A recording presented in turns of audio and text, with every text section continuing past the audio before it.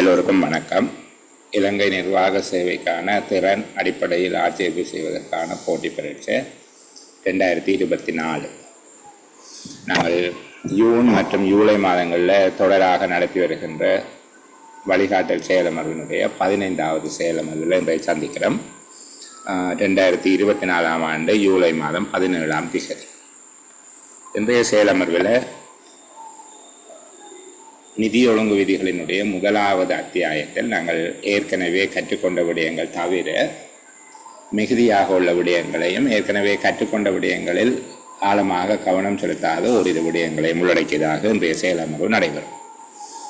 ஏற்கனவே நாங்கள் முதலாவது அத்தியாயத்தில் உள்ளடக்கப்பட்டிருக்கக்கூடிய 1ஆம் 2ஆம் 3ஆம் பிரிவுகள் தொடர்பில் எங்களுடைய நுணுக்கமான அல்லது ஆழமான கவனத்தை செலுத்தி நாங்கள் அந்த விடயத்தை பார்த்திருக்கிறோம். முதலாவது அத்தியாயம் என்று சொல்லப்படுகிறது செலவின அரசரை மதிப்பீடுகள் தொடர்பான 6 பிரிவுகளை உள்ளடக்கியதாக இருந்திருக்கிறது. இதில் நாங்கள் திரட்டு நிதியம், செலவினம், திட்டமிடுதல் மற்றும் நிகழ்ச்சி முறைப்படுத்தல் என்பது தொடர்பான முதலாவது பிரிவு, ஆண்டு மதிப்பீடுகளை சமர்ப்பிப்பதற்கான அமைப்பு, புதிய பிரேரணைகள் ஆகிய 3 பிரிவுகள் தொடர்பில் நாங்கள் கலந்துரையாடி இருக்கிறோம். இன்னொரு விதமாக சொன்னால் 1 தொடக்கம் 41 வரையிலான நிதி ஒழுங்கு விதிகளை நாங்கள் பேசியிருக்கிறோம்.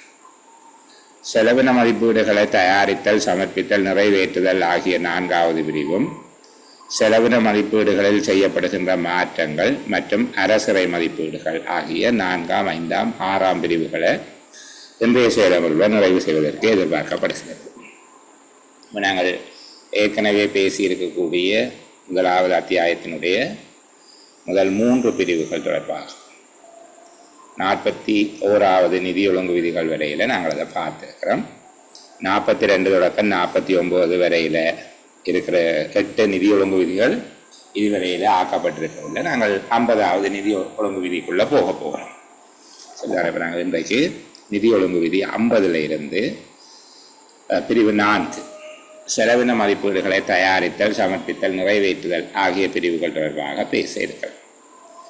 இந்த பகுதிகளை பேசுவதற்கு முன்பாக ஒரு தடவை இந்த 3வது பிரிவின் மீதான எங்களுடைய மீள்பார்வையை செய்யப்போம். 3வது பிரிவில் சில விடயங்களை கொஞ்சம் கவனமாக நீங்கள் வாசிக்க வேணும். அந்த இடங்களை தொட்டி காட்டிக்கொண்டு நாங்கள் அடுத்த விடயத்துக்கு போக போகிறோம். புதிய கருத்திட்ட பிரேரணைகள். கருத்திட்ட பிரேரணைகள் சமர்ப்பிக்கப்படுவது தொடர்பாக ஏற்கனவே நிதி ஒழுங்கு விதி 3, 4 பகுதிகளில் நாங்கள் கொஞ்சம் கதைச்சிட்டு வந்துட்டோம். அதில் கருத்திட்டம் ஒன்று தயாரித்தல், சமர்ப்பித்தல் ஆகிய நோக்கங்களுக்காக எவ்வாறு வகைப்படுத்தப்படுகிறது என்பது தொடர்பாகவும், ஒரு கருத்திட்ட சக்கரம் தொடர்பாகவும், அதாவது கருத்திட்டத்தினுடைய படிமுறைகள் தொடர்பாக, கருத்திட்டம் ஒன்று இனங்காணப்படுவதிலே ஆரம்பித்து அதனுடைய நிறைவேற்றப்பட்ட பின்னான அது பற்றிய மதிப்பீடுகள் வரையில் நாங்கள் அந்த பகுதியை கொஞ்சம் பார்த்துருக்கிறோம். அந்த பகுதியை திரும்ப பார்த்து கொள்ளுங்க. அதில் இருகட்ட அங்கீகார முறை போன்ற விடயங்களை பார்த்துருக்கிறோம். அந்த பகுதியை திரும்ப ஒரு தடவை நான் இந்த பகுதியிலையும் வச்சு உங்களுக்கு ஞாபகப்படுத்த விரும்புகிறேன். 3வது பிரிவில் வச்சுக்கொண்டு அந்த விடயத்தை நாங்கள் ஒரு சிறிய அளவில் கலந்து பேசிக்கொண்டு அங்கால போகலாம். சரிதானே?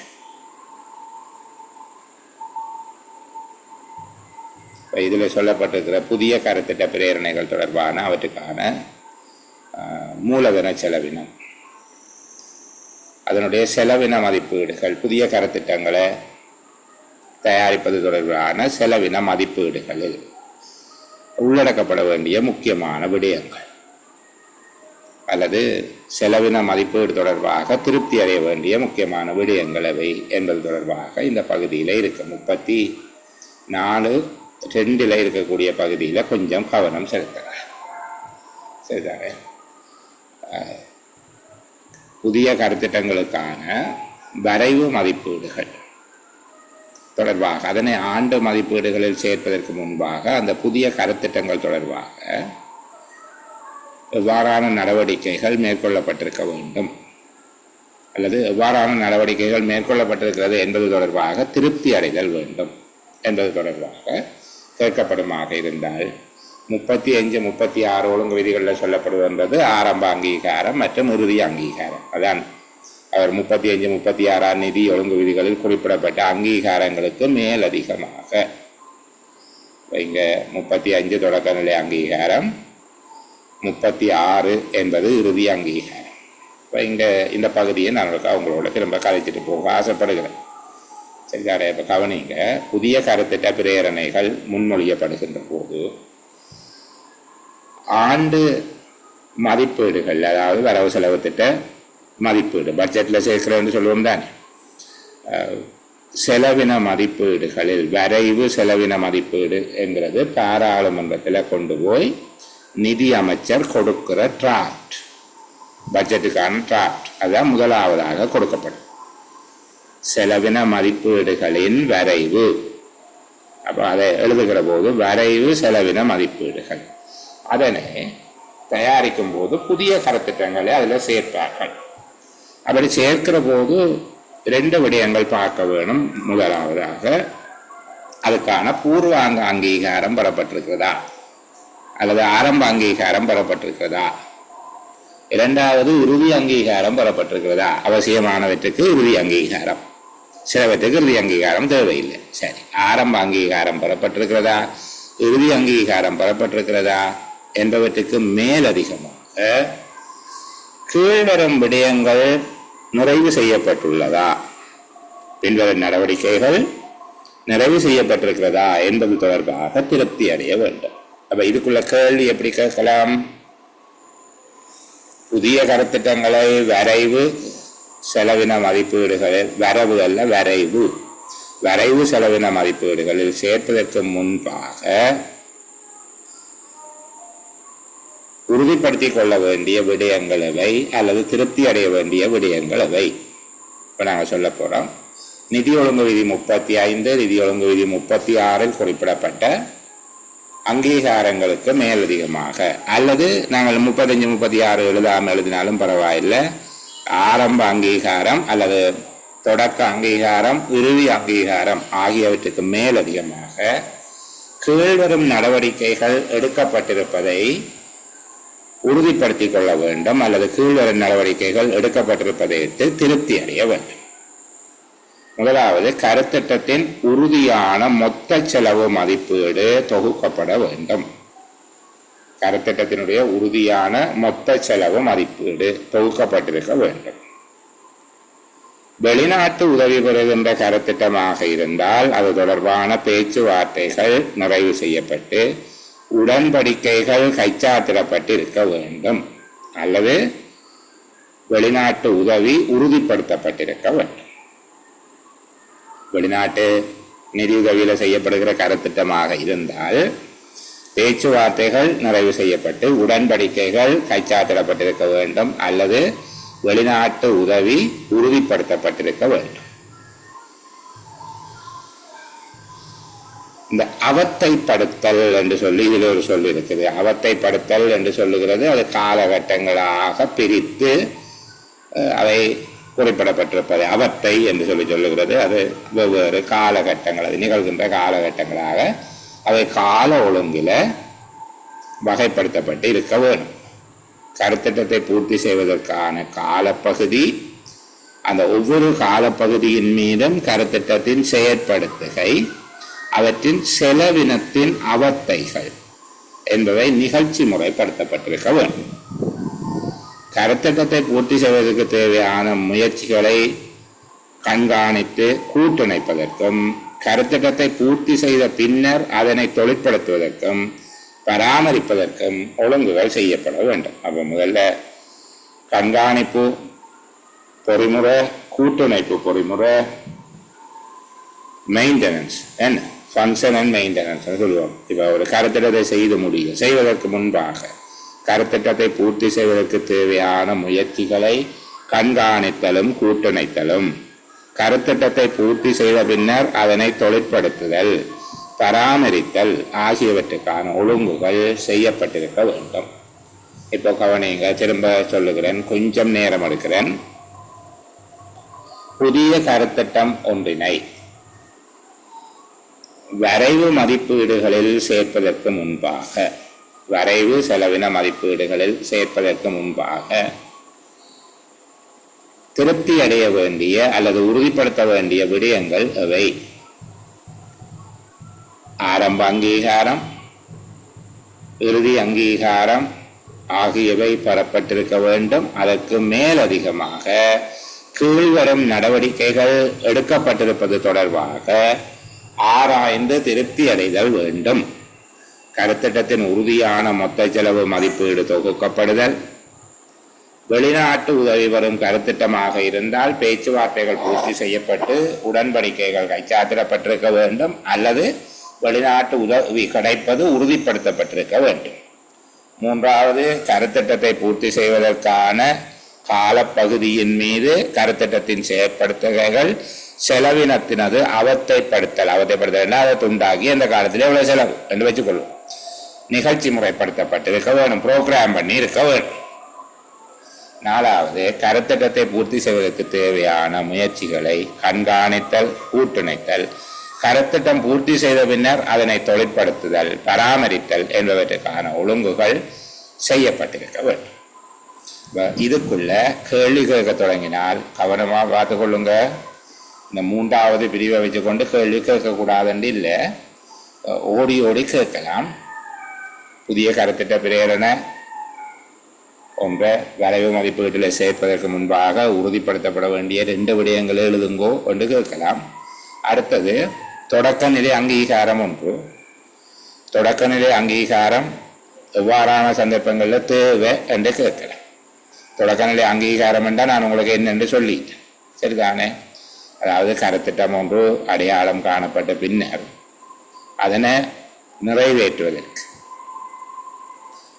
அமைச்சரவையினால அங்கீகரிக்கப்படுகின்ற அல்லது அமைச்சரவையினால வழங்கப்படுகின்ற கொள்கை அளவிலான சம்மதம், கொள்கை அளவிலான சம்மதம் தொடக்க நிலை அங்கீகாரம் அல்லது பூர்வாங்க அங்கீகாரம் என்று சொல்லப்படும். இது நாங்கள் ஆரம்ப சாத்திய ஆய்வு முடித்த பிறகு அது தொடர்பாக தொடக்க நிலை அங்கீகார படிவத்தில் பூர்த்தி செய்து அதனை தேசிய திட்டமிடல் திணைக்களம் மற்றும் அபிவிருத்தி செயலாளர்கள் குழு ஆகியோருக்கு அதை கையளிப்போம்.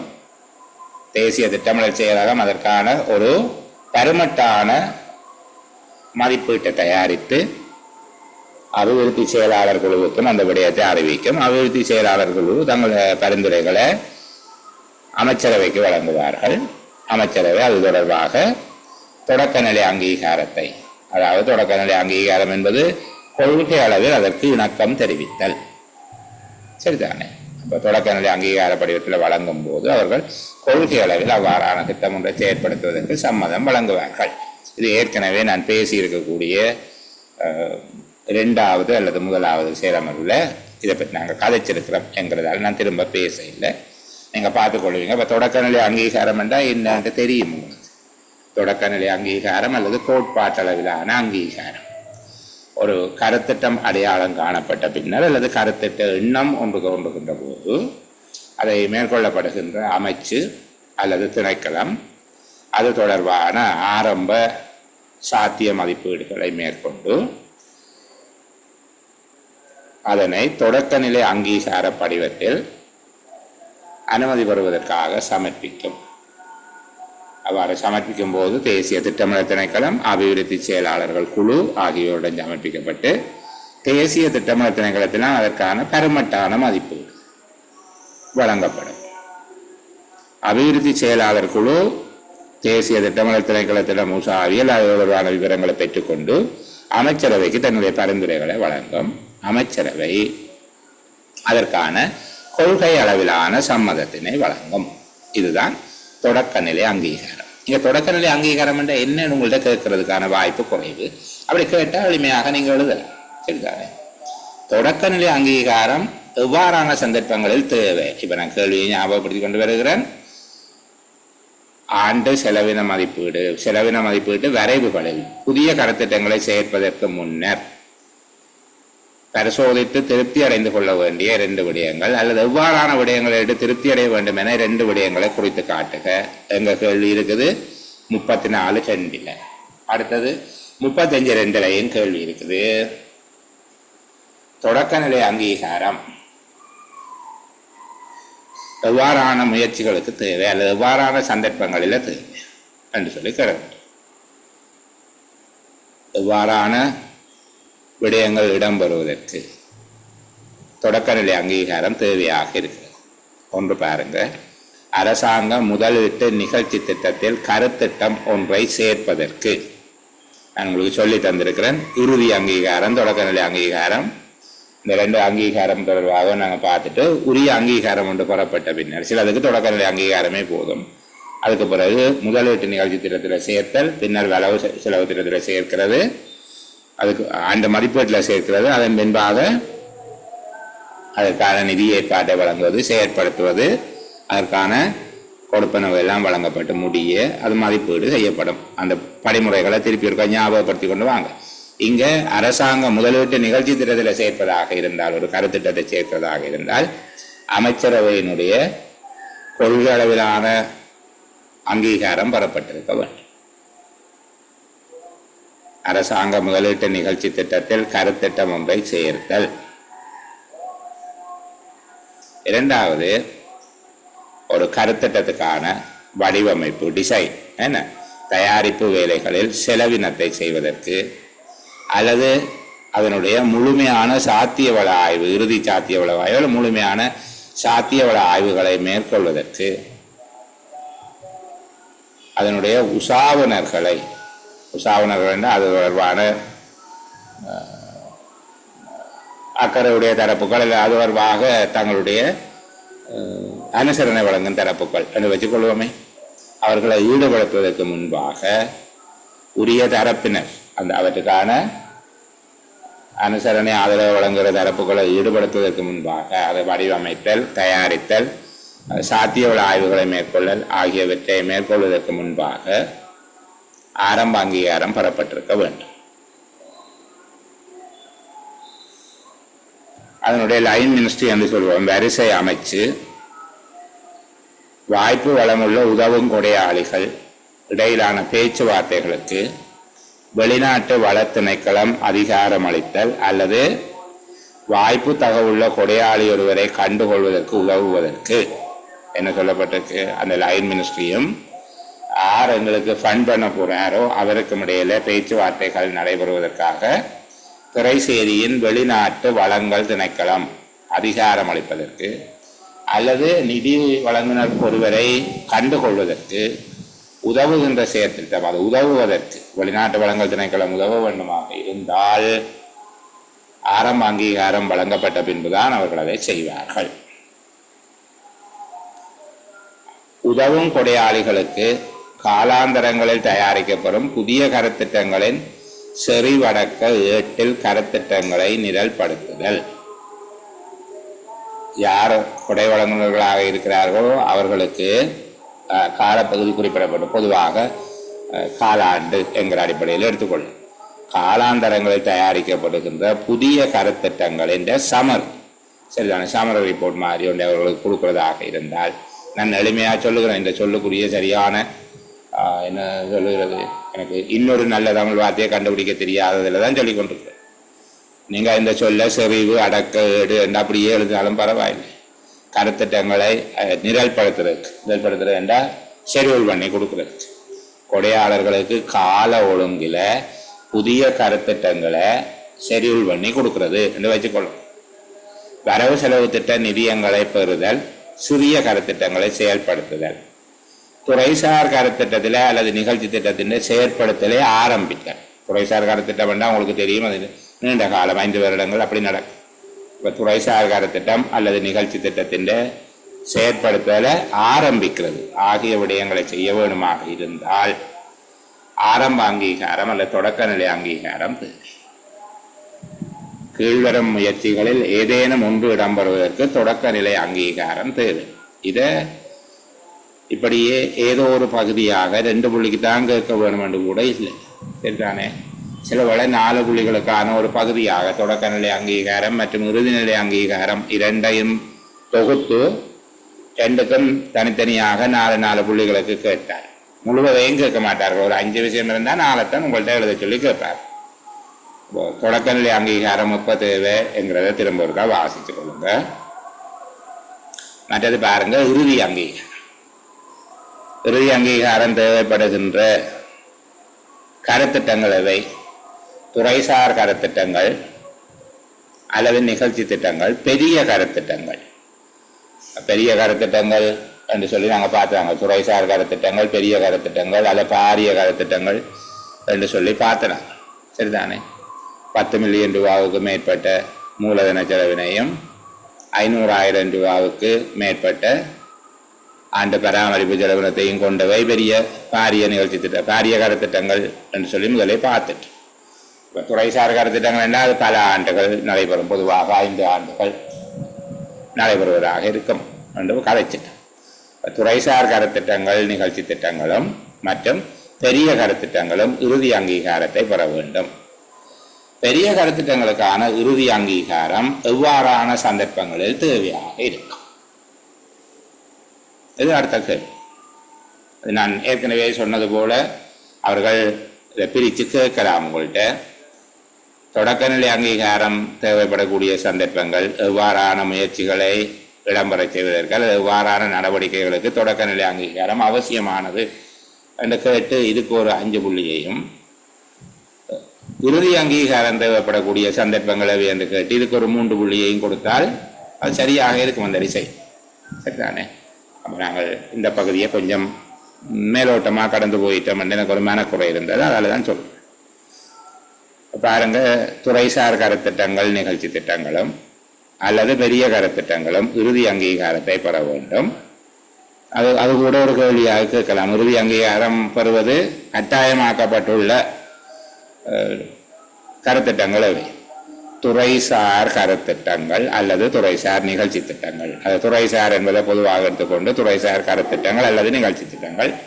இரண்டாவது பாரிய கருத்திட்டங்கள் இறுதி அங்கீகாரத்தை பெற வேண்டும். பெரிய கருத்திட்டங்களுக்கான இறுதி அங்கீகாரம் எவ்வாறான சந்தர்ப்பங்களில் அவசியமானதாக இருக்கும்? அரசாங்க முதலீட்டு நிகழ்ச்சி திட்டத்தில் ஏற்கப்பட்டது என நிரல்படுத்தப்படுவதற்கு முன்னர். அரசாங்க முதலீட்டு நிகழ்ச்சி திட்டத்தில் பாரிய கருத்திட்டம் ஒன்றை சேர்க்கிறதாக இருந்தால் அது ஏற்கப்பட்டது என குறிப்பிட்டு அக்செப்டட். அரசாங்க முதலீட்டு நிகழ்ச்சி திட்டத்தில் சேர்க்கப்பதற்கு முன்பாக இறுதி அங்கீகாரம் பெற வேண்டும். ஆனால் சிறிய கருத்திட்டமாக இருந்தால் ஆரம்ப அங்கீகாரம் இருக்க வேணும். அங்கே நான் முதல் பார்த்துட்டோம் ஆரம்ப அங்கீகாரம். சரிதானே? இரண்டாவது, வெளிநாட்டு மூலங்களில் இருந்தோ அல்லது உள்ளூர் மூலங்களில் இருந்தோ ஆண்ட மதிப்பீடுகளில் அதற்கான ஏற்பாடு செய்யப்பட வேண்டுமாக இருந்தால், பாரிய கருத்திட்டங்களுக்கான நிதி ஏற்பாடு செய்யப்படுவதற்கு முன்பாக அது இறுதி அங்கீகாரம் பெற்றிருந்தால் மட்டும்தான் அதை செய்யலாம். அரசாங்க வரவு செலவு திட்டத்தில் அது காணப்படுவதற்கும் அது வரவு செலவு திட்டத்தில் சேர்க்கப்படுவதற்கு, முதலீட்டு நிகழ்ச்சி திட்டத்தில் சேர்த்து அதுக்கு பிறகுதான் அது வரவு செலவு திட்டத்துக்கு போகும். அரசாங்க வரவு செலவு திட்டத்தில் பாரிய கருத்திட்டம் ஒன்று காணப்படுவதற்கும் அதில் பட்டியல்படுத்தப்படுவது, அதன் செயற்படுத்தலுக்கு நிதி ஏற்பாடு செய்வதற்கும் முன்பாக இறுதி அங்கீகாரம் அவசியம். அதுபோல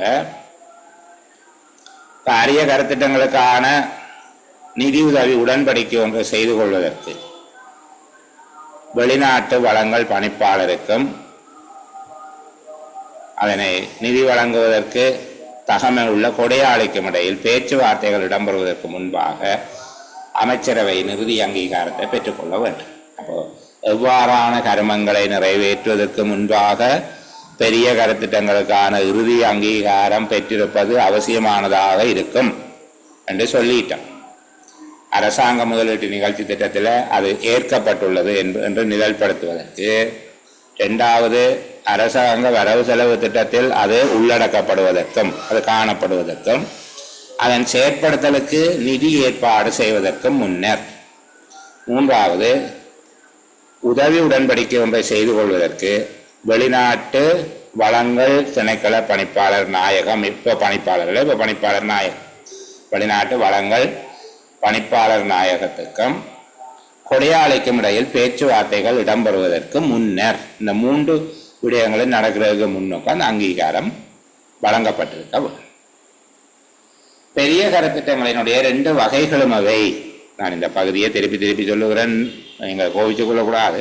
இது 2 புள்ளியாக கேட்டுக்கொண்டு வரேன்டா. நான் கேள்வி காட்டுறேன் பாருங்க. உங்களுக்கு 34 ஒரு கேள்வி, 2 புள்ளி வந்துட்டது.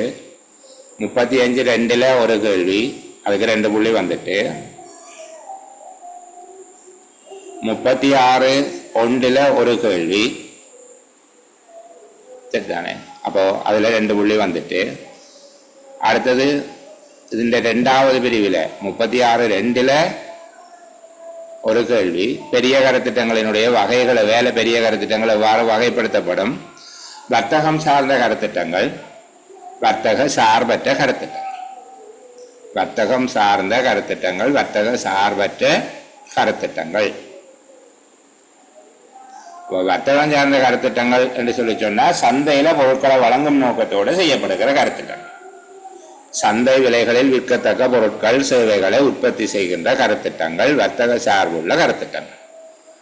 சுருக்கமா வர்த்தகம் சார்ந்த கருத்திட்டங்கள், அதுக்கு ஒரு சின்ன விளக்கம் எழுதுகிறோம். சந்தை விலையில் விற்கக்கூடிய பொருட்களும் சேவைகளையும் உற்பத்தி செய்கின்ற கருத்திட்டங்கள் வர்த்தகம் சார்ந்த கருத்திட்டங்கள். பெரிய கருத்திட்டத்தை 2ஆக பிரிக்கிறோம், சரிதானே?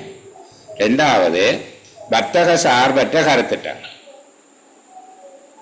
சந்தை விலையில் விற்காமல் மக்களுக்கு சேவை ஆற்றுகின்ற கருத்திட்டங்களை பொதுவாக வர்த்தக சார்பற்ற கருத்திட்டங்கள் என்று சொல்லும். அப்போ இந்த வகையிலான கருத்திட்டங்களாக அவர் இந்த ஆராய்ச்சி, விரிவாக்கல் போன்ற கருத்திட்டங்களை அதுக்குள்ள சொல்றார். காமத்தொழில் ஆராய்ச்சி, காமத்தொழில் விரிவாக்கம் போன்ற கருத்திட்டங்களை சொல்லும், சரிதானே? அடுத்த இறுதி அங்கீகாரம் தொடர்பாக சம்பந்தப்படுகிற 2 பேர் யார் என்று சொல்லி கேட்கலாம். இந்த 3ஆம் 4ஆம் பிரிவு இறுதி அங்கீகாரத்தின் பொருட்டு கருத்திட்டம் தொடர்பான விண்ணப்பங்களை சமர்ப்பிக்கும் போது கருத்திட்ட தகவல்களை சமர்ப்பிப்பது தொடர்பாக 1 தேசிய திட்டமிடல் திணைக்களம், 2வது அபிவிருத்தி செயலாளர்கள் குழு ஆகியோரிடம் அது சமர்ப்பிக்கப்படும். அதில் இறுதி அங்கீகாரத்துக்கான மதிப்பீட்டினை தயாரித்து, இறுதி மதிப்பீட்டினை தேசிய திட்டமிடல் திணைக்களம் தயாரித்து அபிவிருத்தி செயலாளர்கள் குழுவுக்கு அந்த விடயத்தை தெரியப்படுத்தும். அபிவிருத்தி செயலாளர்கள் குழு தங்களுடைய பரிந்துரைகளை வழங்கி அமைச்சரவைக்கு அதனை சமர்ப்பிப்பார்கள். அமைச்சரவையினால இறுதி அங்கீகாரம் வழங்கப்பட்ட பின்னர் அது அரசாங்க முதலீட்டு நிகழ்ச்சி திட்டத்தில் சேர்க்கப்படும். அது திரைசேரியின் குறித்த அதிகாரம் நாங்கள் ஏற்கனவே பார்த்தேன். என்ன இதுக்குள்ளேயும் 2 கேள்விக்கு இடம் இருக்கு. 5வது கேள்வி இருக்க கொண்டே போடலாம், சரியா? நான் விளையாட்டா சொல்லுகிறேன் என்று நினைக்காம அந்த 3வது பகுதியை தயவு செய்து, 1ஆம் அத்தியாயத்தின் 3வது பகுதியை, அதுக்குள்ள வரக்கூடிய 2 புள்ளி 2 புள்ளி 2 புள்ளி என்று சொல்லி 6-7 கேள்வி இருக்குது. கொஞ்சம் கவனமா படிச்சுட்டு போங்க. திரைசேரியின் குறித்த அதிகாரம் ஆண்டு மதிப்பீடுகளில் சேர்ப்பதற்கு முன்பாக திரைசேரியினால குறித்துரைத்த அதிகாரம் தேவைப்படக்கூடிய 2 விடயங்களை எழுதுங்கோ என்று கேட்கலாம். திரைசேரியினுடைய என்ன சொல்ற விசேட அதிகாரம் அல்ல விசேட அனுமதி கிடைக்க வேண்டிய 2 விடயங்கள், புதிய தலைப்பு, நிகழ்ச்சி திட்டம், கருத்திட்டங்கள் ஆகியவற்றை உள்ளடக்குவதற்கு திரைசேரியினுடைய குறித்துரைத்த அதிகாரம் அல்லது விசேட அதிகாரம் தேவையாக இருக்கும். தற்போது இருக்கக்கூடிய தலைப்பு, நிகழ்ச்சி திட்டம், கருத்திட்டங்களுக்குள்ள வராத புதிய சேவைகளை உள்ளடக்குவதற்கு, புதிய தலைப்பு, நிகழ்ச்சி திட்டம், கருத்திட்டங்களை அடக்குவதற்கு. அதே போல பதவி பெயர் மாற்றங்கள், பதவி அணி மாற்றங்கள், அதாவது காடரை மாற்றுறதுக்கு, என்ன போஸ்டுக்கு பெயர் மாற்றுறதுக்கு பதவி பெயர் மாற்றங்கள், பதவி அணி, வேதன அளவு திட்டம் போன்றவற்றில் மாற்றங்கள் செய்வதற்கு திரைசேரியின் விசேட அங்கீகாரம் அல்லது குறித்துரைத்த அங்கீகாரம் இல்லாவிட்டால் அதை செய்ய இயலாது. திரைசேரியின் அங்கீகாரம் பெறுவதற்கு நிதி ஒழுங்கு விதி 71(1) இருக்கிற மாதிரியாக நடவடிக்கை எடுக்க வேண்டும். வரைவு மதிப்பீடுகளில் புதிய முற்பண கணக்கு முயற்சி. ஏதேனும் ஒரு திணைக்களம் தன்னுடைய புதிய முற்பண கணக்கு முயற்சி ஒன்றை ஆரம்பிப்பதற்கு உத்தேசிக்கின்ற போது திரைசேரியில் இருக்கக்கூடிய பொது தொழில் முயற்சிகள் பணிப்பாளர் நாயகத்தினுடைய முன் அனுமதியை பெற வேண்டும். முன் அனுமதி ஒன்றினை பெற வேண்டும். அவ்வாறு முன் அனுமதி பெறுவதாக இருந்தால் ஆண்டினுடைய ஜூலை மாதம் 15ஆம் தேதிக்கு முன்பாக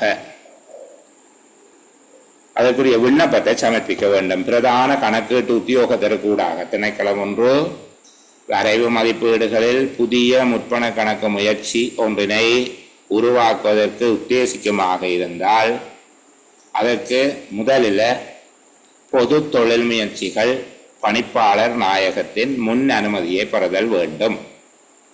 அவ்வாறு அதிகாரத்தை அல்லது முன் அங்கீகாரத்தை பெறுவதற்கான விண்ணப்பத்தினை பிரதான கணக்கீட்டு உத்தியோகத்திற்கு ஊடாக முதல் ஆண்டின் வரவு செலவு திட்ட ஆண்டுக்கு முதல் உள்ள ஆண்டின் ஜூலை மாதம் 15ஆம் திகதிக்கு முன்னர் சமர்ப்பித்தல் வேண்டும். அவ்வாறு சமர்ப்பிக்கின்ற போது உள்ளடங்க வேண்டிய விடயங்கள் எவை, எவ்வாறான விடயங்களை உள்ளடக்க வேண்டும். புதிய முற்பண கணக்கு முயற்சி ஒன்றினை ஆரம்பிப்பது தொடர்பில் உள்ளடக்கப்பட வேண்டிய விடயங்கள் எவை என்று சொல்லி கேட்கப்பட்டால் இந்த விடயங்களை உள்ளடக்கியதாக நாங்கள் சொல்கிறேன். மேற்கொள்வதற்கு உத்தேசித்துள்ள முயற்சி பற்றிய முழுமையான விவரங்கள். இரண்டாவது, தொடர்புபடுகின்ற மூலதன செலவினம், எவ்வளவு செலவினம் தேவையாக இருக்கும். செலவினத்தின் பொது மதிப்பீடுகள் மீது விதிக்கத்தக்க சகல நிர்வாக செலவுகளும் பிற செலவுகளும், இந்த மதிப்பீட்டில் எவ்வளவு நிர்வாக செலவு ஏனைய செலவுகள் ஏற்படும். அதுபோல காடர் முழு விவரமும் சொல்லணும். பதவியணி, வேதன அளவு திட்டம் போன்றவற்றின் முழு விவரங்களோடு முற்பண கணக்கு முயற்சி மீது ஏற்படக்கூடிய நிர்வாக செலவுகள் பிற செலவுகள், முயற்சியினாலே எதிர்பார்க்கப்படுகின்ற பெருகைகள், அது கிளாசிபிகேஷன் செய்து என்னென்ன வருமானங்கள் எவ்வளவு வரும் வகுப்பீடு செய்து விவரங்கள் தரப்பட வேண்டும். முயற்சியின் எதிர்பார்த்த பெருகைகள், முயற்சியினால மேற்கொள்ளப்படுகிற இங்கே பெருகைகள் என்று சொல்லப்படுகிறது. அதனுடைய நிதி சார்ந்த பெருகைகளாக நாங்கள் கருதி கொள்வோம். அடுத்தது, நட்டம் ஒன்று எதிர்பார்த்தால் அதற்கான நியாயங்கள். அவ்வாறு நட்டத்தை எதிர்பார்க்கிறீங்கன்னா ஏன் அந்த முயற்சியை நீங்கள் உருவாக்கி நிறைவேற்ற வேண்டும் என்பதற்கான நியாயப்பாடும் சொல்லும். நட்டம் ஒன்று எதிர்பார்க்கிறீர்களாக இருந்தால், இந்த புதுசாக மேற்கொள்ளப்படுகிற முற்பண கணக்கு முயற்சியினால நட்டங்கள் எழுவதற்கான வாய்ப்புகள் இருந்தால் அதற்கான நியாயப்பாட்டை சொல்லும். என்னென்ன நியாயங்கள்னால இப்படி நட்டம் ஏற்பட வாய்ப்பு இருக்குது, அப்படி நட்டத்தை எதிர்பார்த்த போதும் ஏன் அந்த முயற்சியை உருவாக்கி நிறைவேற்ற வேண்டும் என்பதற்கான நியாயப்பாடு நீங்க சொல்ல வரும். நிதி ஒழுங்கு விதி 15 உள்ளவாறு முற்பண கணக்கு முயற்சியின் 4 எல்லைகளையும் குறித்து காட்ட வேண்டும். இந்த எல்லைகள் எந்த அளவில் இருக்கலாம், அது இருக்கக்கூடிய விதமாக வரவு செலவு திட்டமிடப்பட்ட வர்த்தக கணக்கு, லாப நட்ட கணக்கு அல்லது வருமான செலவின கணக்கு. அவர்கள் வர்த்தகம் செய்வார்களாக இருந்தால் வர்த்தக கணக்கு, அது வியாபார கணக்கு, லாப நட்ட கணக்கு. ஒரு பொருளை வாங்கி அல்லது உற்பத்தி செய்து அதன் மூலமாக வியாபாரம் செய்து அப்படின்னா அதை நாங்கள் சொல்வது வியாபாரம், லாப நட்டம் ஆகிய 2 கணக்குகள் இருக்கும். சில வேளை வருமான செலவின கணக்குகள் என்று சொல்லி ஒரு தொண்டு அடிப்படையில் மேற்கொள்ளப்படுகிற அல்லது மக்கள் சேவை அடிப்படையில் மேற்கொள்ளப்படுகிற இருந்தால் எவ்வளவு வருமானம் வரும் அவ்வளவு செலவினம் வரும். சரிதானே? அப்போ அது சில வேளையில செலவினத்திலும் கூடிய வருமானம் என்று சொல்லி கணக்கு பண்ணி அது ஒரு லாபம் ஏற்படுகிற ஒன்றாக இருக்கும் அந்த இடத்துல. இப்போ இந்த பகுதியை பார்த்து கொள்ளுங்க. மேலே சொல்லப்பட்டது போல வரைவு மதிப்பீட்டில் புதிய முற்பண கணக்கு முயற்சி ஒன்றினை உள்ளடக்குவதற்கு திணைக்களம் ஒன்று உத்தேசிக்குமாக இருந்தால் அந்த திணைக்களம் எவ்வாறான நடவடிக்கைகளை மேற்கொள்ளுதல் வேண்டும். முதலாவது விடயமாக நாங்கள் சொல்லுகிறோம், புதிய முற்பண கணக்கு முயற்சி ஒன்றினை ஆண்டின் வரைவு மதிப்பீடுகளில் திணைக்களம் ஒன்று உள்ளடக்க உத்தேசிக்குமாக இருந்தால் அந்த நோக்கத்துக்கென பொது தொழில் முயற்சிகள் பணிப்பாளர் நாயகத்தின் முன் அங்கீகாரத்தை பெற்றுக்கொள்ள வேண்டும். அவ்வாறு முன் அங்கீகாரம் பெறுவதற்கான அல்லது முன் அதிகாரத்தை பெறுவதற்கான விண்ணப்பத்தினை பிரதான கணக்கீட்டு உத்தியோகத்தருக்கு ஊடாக ஒவ்வொரு வருடத்திலும் ஜூலை மாதம் 15ஆம் தேதிக்கு முன்னர் அனுப்ப வேண்டும். இந்த ரெண்டும் தான் முக்கியமான பாயிண்ட். சரிதானே? பொது தொழில் முயற்சிகள் பணிப்பாளர் நாயகத்தின் முற்பட்ட அதிகாரம் பெறப்பட வேண்டும். இரண்டாவது, அந்த அதிகாரத்தை பெறுவதற்காக பிரதான கணக்கீட்டு உத்தியோகத்தருக்கு ஊடாக ஜூலை மாதம் 15ஆம் தேதிக்கு முன்னர் விண்ணப்பிக்க வேண்டும் அல்லது விண்ணப்பங்களை சமர்ப்பிக்க வேண்டும். அடுத்த விடயம், அவ்வாறு விண்ணப்பிக்கும் போது கீழ்வரும் விவரங்கள் தரப்பட வேண்டும். கீழே சொல்லப்பட்டிருக்கக்கூடிய விவரங்கள் 8 விவரங்கள் சொல்லப்பட்டிருக்கு. சரிதானே? அந்த 8 விவரங்களையும் உள்ளடக்கியதாக உங்களுக்கு எழுதக்கூடியதாக இருந்தால் நல்லா இருக்கும். இந்த 3ஆம் பகுதியை கையை விட்டுறாதீங்க, கொஞ்சம் மூண்டி படியுங்கோ. உத்தேசித்த முயற்சி பற்றிய முழு விவரம் இதெல்லாம் சொல்லிட்டேன். மூலதன செலவு, அதுபோல பொது மதிப்பீடுகள் மீது ஏற்படக்கூடிய சகல நிர்வாக செலவும் பிற செலவும், பதவி அணி பற்றிய விவரங்களும் அதற்கான நிர்வாக செலவும் பிற விவரங்களும், முயற்சியில் எதிர்பார்த்த பெறுகைகள், அதோட உள்ள பெறுகைகள் என்றது இங்கே நாங்கள் வருமானங்கள் என்பதாக பொருள் போடல் செய்திருந்தாங்க. இன்னும் கொஞ்சம் கவனமாக பார்த்தா இல்லை போல இருக்குது. அதுக்கு தேவையான பொருட்கள் வழங்கல்கள் போன்ற எல்லாவற்றையும் பெறுகிறது. அந்த கருத்தில் தான் இருக்குது. நான் தான் அது தவறுதலாக சொல்லிட்டேன். எதிர்பார்த்த பெறுகைகள் என்றே எழுதுவோம். அது கிளாசிஃபிகேஷன் செய்து கொடுக்கணுமா, வகைப்படுத்தி கொடுக்கணும் என்னென்ன என்று சொல்லி. முயற்சியில் எதிர்பார்க்கப்படுகின்ற பெறுகைகள், நட்டம் ஒன்று எதிர்பார்க்கப்பட்டால் அதற்கான நியாயங்கள், நட்டத்தை எதிர்பார்த்தாலும் ஏன் அந்த முயற்சியை உருவாக்கி நிறைவேற்ற வேண்டும் என்பதற்கான நியாயப்படுத்தல்கள், நிதி ஒழுங்கு விதி 15 சுட்டிக்காட்டியபடி எதிர்பார்க்கப்படுகின்ற எல்லைகள், அடுத்தது சந்தர்ப்பத்துக்கு ஏற்ப வரவு செலவு திட்டமிடப்பட்ட, அதாவது முன்னரே கணிப்பீடு செய்யப்படுகின்ற வர்த்தக கணக்கு, லாப நட்ட கணக்கு அல்லது வருமான செலவின கணக்கு தொடர்பான விடயங்களை உள்ளடக்கி கொடுக்க வேண்டும்.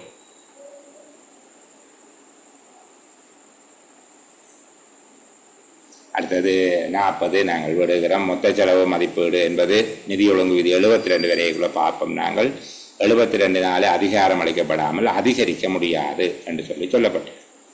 மொத்த செலவு மதிப்பீடு ஒன்று வழங்கப்பட்டால் அதனுடைய எல்லையை கூட்டினார், இந்த அளவை கூட்ட இயலாது. அலுவலக உபகரணங்கள் பற்றி ஏற்கனவே நாங்கள் பேசியிருக்கிறோம் என்பதனால இந்த பகுதியோட இதை நாங்கள் நிறைவு செய்வோம். சரிதானே? இப்போது 4வது பிரிவுக்குள்ள போகும். இந்த 4வது பிரிவில் சொல்லப்பட்ட 50வது நிதி ஒழுங்கு விதியிலிருந்து எங்களுடைய கலந்துரையாடலை தொடர்ந்து கதைப்போம். கணக்கீட்டு உத்தியோகத்தர் ஆண்டு செலவின மதிப்பீடுகளை தயாரிப்பது தொடர்பில் அவருடைய பொறுப்பு என்ன? இது சின்ன பரீட்சைகள்ல எல்லாம் கேட்கப்பட்டிருக்கு. பெரிய பதவி உயர்வு பரீட்சைகள்ல இல்லை, சாதாரணமாக முகாமைத்துவ உத்தியோகத்தர்களுடைய தரம் 2 இனத்திறமகான் தடை பரீட்சைகள்லையும், அபிவிருத்தி உத்தியோகத்தர்கள் தரம் 2 இருக்கிற அவர்களுடைய தினத்திறமகான் தடை பரீட்சைகளையும் எதிர்பாராத கேள்வியாக இந்த கேள்வியை கேட்டுக்கிறாங்க. சரிதானே? இப்போ தன்னுடைய திணைக்களத்தோடு தொடர்புபட்ட வரைவு மதிப்பீடுகளை கணக்கீட்டு உத்தியோகத்தை தயாரிக்கும் போது அவர் எவ்வாறான விடயங்களை உறுதிப்படுத்தி கொள்ள வேண்டும் என்று சொல்லி ஒரு கேள்வி கேட்கப்பட்டிருக்கு. நேரடி கேள்வியாக கேட்கப்பட்டிருக்கு. இது நேரடி கேள்வியாகவும் கேட்கலாம், ஒரு விடய ஆய்வாகவும் கேட்கலாம். ஒரு திணைக்களம் ஒன்றில் தாங்கள் உதவி பணிப்பாளர், பிரதி பணிப்பாளர் அல்லது இந்த ஆண்டு மதிப்பீடுகளை தயாரிப்பது தொடர்பான விடயங்களை தங்களுக்கு அவர்கள் ஒப்படைக்கிறார்கள். நீங்கள் ஒரு பிரதி பணிப்பாளர், உதவி பணிப்பாளராக அங்கே நியமிக்கப்பட்டிருக்கிறீர்கள். அந்த திணைக்களத்தினுடைய பணிப்பாளர்னால ஆண்டு செலவின மதிப்பீடுகளை தயாரித்து அதனை சமர்ப்பிக்கும் பொறுப்பு தங்களிடம் கையளிக்கப்பட்டிருக்கிறது என்று வைத்துக்கொண்டு தங்களுடைய திணைக்களம் தொடர்பான வரைவு மதிப்பீடுகளை தயாரிக்க போது நிதி ஒழுங்கு விதி 50 சொல்லலாம் அல்லது சொல்லாமலே விடலாம். சொன்னால் சில நேரம் உங்களுக்கு கேள்வி விளங்கிடும் என்று சொல்லாமல் விடுவாங்க. இப்போ தங்களுடைய திணைக்களம் தொடர்பான வரைவு மதிப்பீடுகளை தயாரிக்கும் போது கணக்கீட்டு உத்தியோகத்தர் எவ்வாறான விடயங்களை பார்த்து கொள்ள வேண்டும் அல்லது எவ்வாறான விடயங்களின் மீது எவ்வாறான விடயங்களை உறுதிப்படுத்துவது முக்கியமானது என்பதாக கேட்கலாம். நீங்கள் திணைக்கள தலைவர் தொடர்பாக அந்த ஆண்டு வரைவு மதிப்பீட்டை தயாரிக்கிறீர்கள் என கருதி கொண்டால் எவ்வாறான விடயங்கள் உறுதிப்படுத்தப்பட வேண்டும். சரிதானே? இப்போ கேள்வி நான் கொஞ்சம் பிரிசா பந்தியாக சொல்லிட்டேன் போல இருக்குதான், அப்படி வராது. ஒரு 2 லைனில் வருகிறதாக இருந்தால் திணைக்களம் தொடர்பான வரைவு மதிப்பீடுகளை தயாரிக்கும் போது எவ்வாறான விடயங்களை உறுதிப்படுத்திக் கொள்வது ஒரு கணக்கீட்டு உத்தியோகத்தினுடைய பொறுப்பாக அமையும் என்று கேட்டார். அப்போ முதல்ல முன்கூட்டியே இனங்காணப்படுகின்ற அல்லது முன்னரே காணப்படக்கூடிய சேவைகள் அனைத்தும் மதிப்பீடுகளில் சேர்க்கப்பட்டுள்ளது சரிதானே என்பதை உறுதிப்படுத்துவது அவருடைய பொறுப்பாக இருக்கும். நியாயமான முறையில் முன்னரே காணத்தக்க சேவைகள் அனைத்தும் மதிப்பீடுகளில் சேர்க்கப்படுவதையும் அவை நிதியாண்டின் போது தனது திணைக்களத்தின் திறனினுள் அமைவதையும் உறுதிப்படுத்துவது. தன்னுடைய திணைக்களத்தினுடைய அந்த என்ன சொல்வது இயலளவு கொள்ளளவுக்குள்ள அந்த சேவைகள் எல்லாம் அடங்கி இருக்கு என்பதை உறுதிப்படுத்துவோம். அப்போ ஏற்கனவே அடையாளம் கண்ட எல்லா விடயங்களும் எல்லா சேவைகளும் தன்னுடைய திணைக்களத்தினுடைய திறன், அதாவது அதனுடைய செயலாற்றுகை இயலளவுக்குள்ள அல்லது செயலாற்றுகை எல்லைக்குள்ள உள்ளடங்கி இருக்கக்கூடிய எல்லா விஷயத்தையும் நாங்கள் சேர்த்துட்டோம். பிறகு ஒன்றையும் சேர்க்காம விடையில என்று உறுதிப்படுத்திக் கொள்வது அவற்றவே இல்லை. நியாயமான முறையில் முன்னரே காணப்படத்தக்க சேவைகள் அனைத்தும் மதிப்பீடுகளில் சேர்க்கப்பட்டுள்ளது. தனது திணைக்களத்தின் திறனினுள் நிதியாண்டின் போது அவை அமைகின்றன என்பதை உறுதிப்படுத்துவது. 2வது, மதிப்பீடுகள் அனைத்தும் முழுமையாகவும் சரியாகவும் தயாரிக்கப்படுவதை உறுதிப்படுத்துவது. மதிப்பீடுகள் பூரணமாகவும் இயன்றவரையில் சரியாகவும் தயாரிக்கப்படுவதை உறுதிப்படுத்துவது. மதிப்பீடுகள் தயாரிக்கப்படும் போது அவை சிக்கனம், வினைத்திறன் ஆகியவற்றின் மீது கவனம் செலுத்தி உருவாக்கப்படுகிறது என்பதை உறுதிப்படுத்த. மதிப்பீடுகள் சிக்கனம், வினைத்திறன் ஆகியவற்றின் மீது கவனம் செலுத்தி உருவாக்கப்படுவதை உறுதிப்படுத்திக் கொள்ள வேண்டும். மதிப்பீடுகள் தயாரிப்பதற்கான ஆரம்ப முயற்சிகள் மூலமாக ஏற்படக்கூடிய தாமதங்களை தடுப்பது.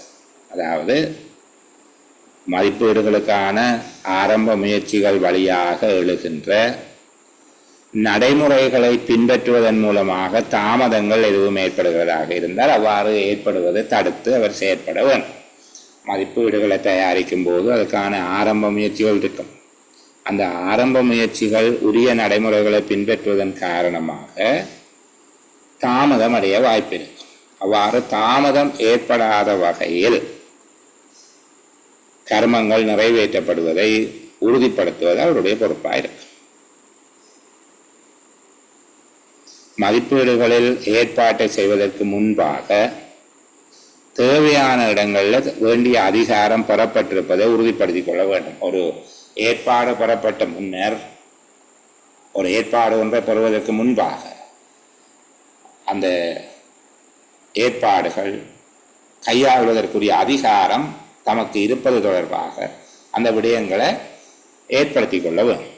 அந்த ஏற்பாட்டு தொகை ஒன்று வழங்கப்பட்ட பின்பாக அதை விநியோகிப்பதற்கு, இப்போ உங்களுக்கு தெரியும், நிதி ஏற்பாடை ஒருவர் அதை அனுமதிப்பதற்கு முன்பாக தனக்கு அதற்குரிய அதிகாரம் உண்டா என்று பார்க்க வேணும் என்று சொல்கிறோம். அதுபோல இந்த நிதி ஏற்பாடு ஒன்று செய்யப்படுவதற்கு முன்பாகவே தேவையான அதிகாரம் பெறப்பட்டிருப்பதை அவர் உறுதிப்படுத்திக் கொள்ள வேண்டும்.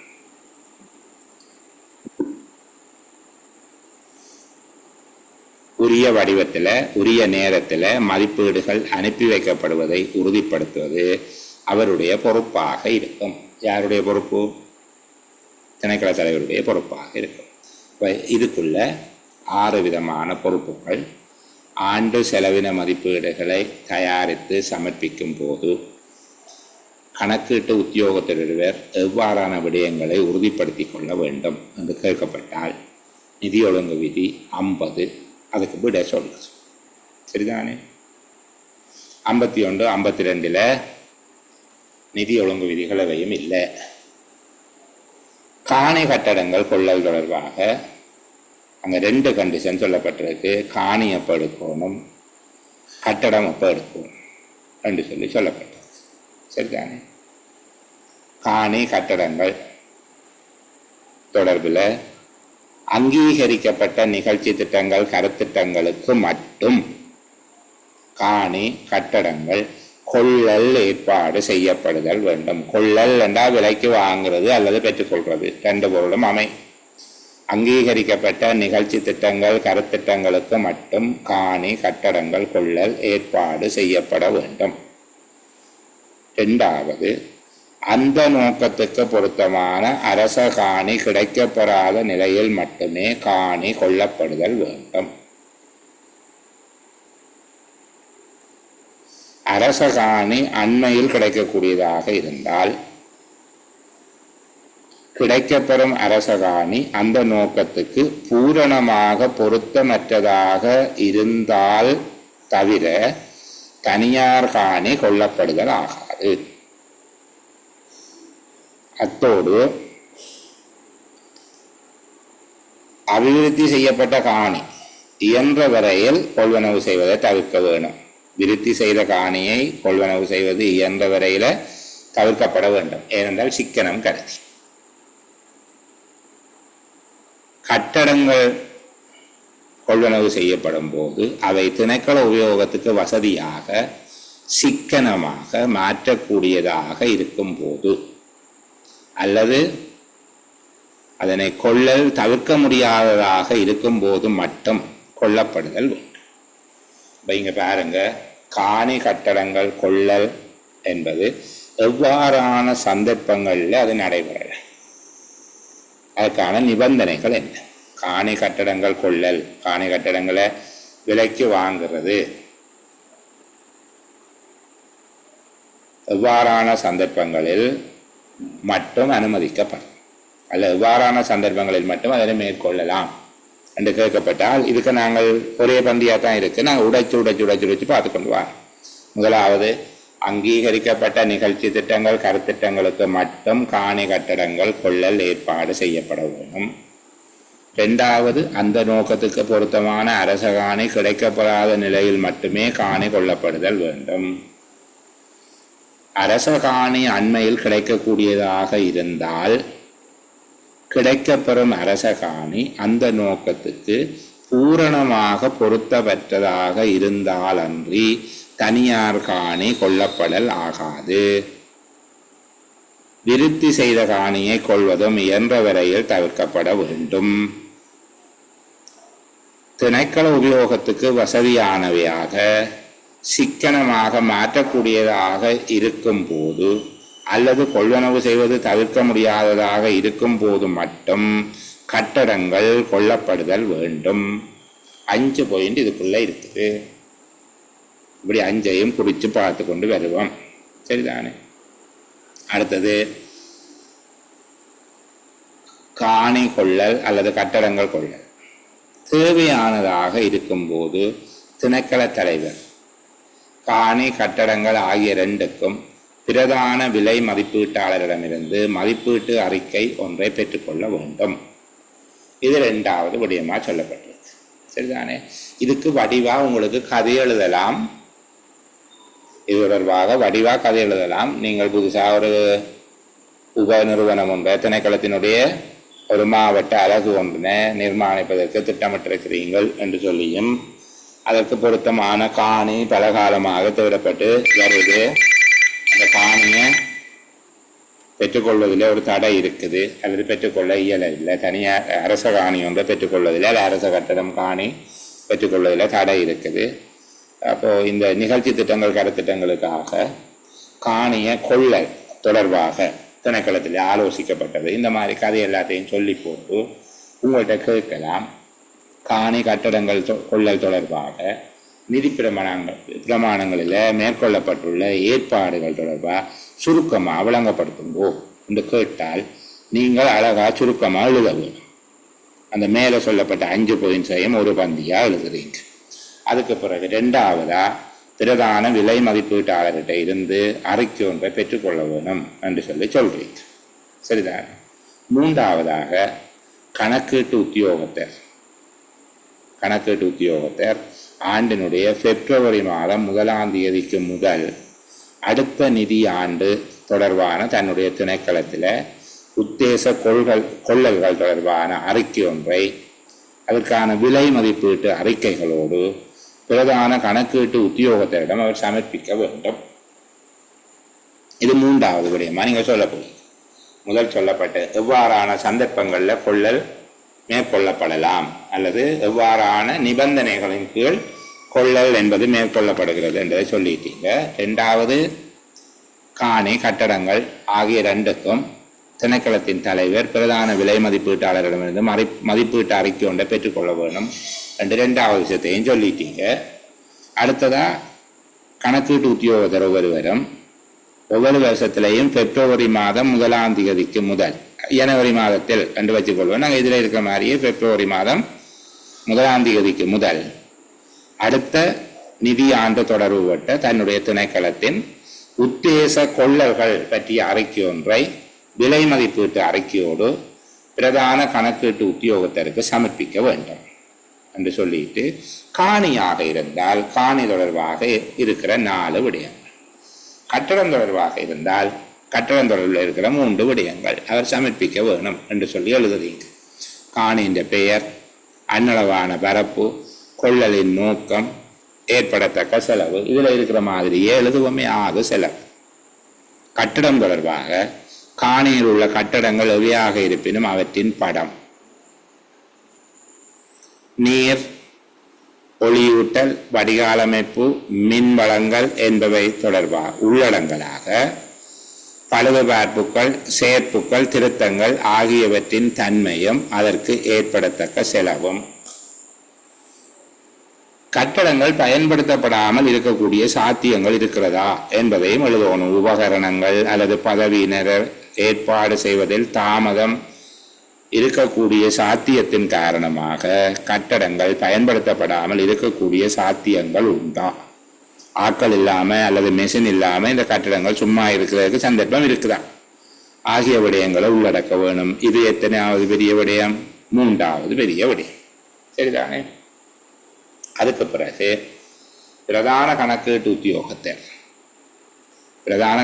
உத்தியோகத்தர் தான் அங்கீகரித்த பிரேரணைகள் தொடர்பாக தனக்கு கீழே இருக்கிற எல்லா திணைக்களங்களும் அவருக்கு அனுப்பியிருக்கும்.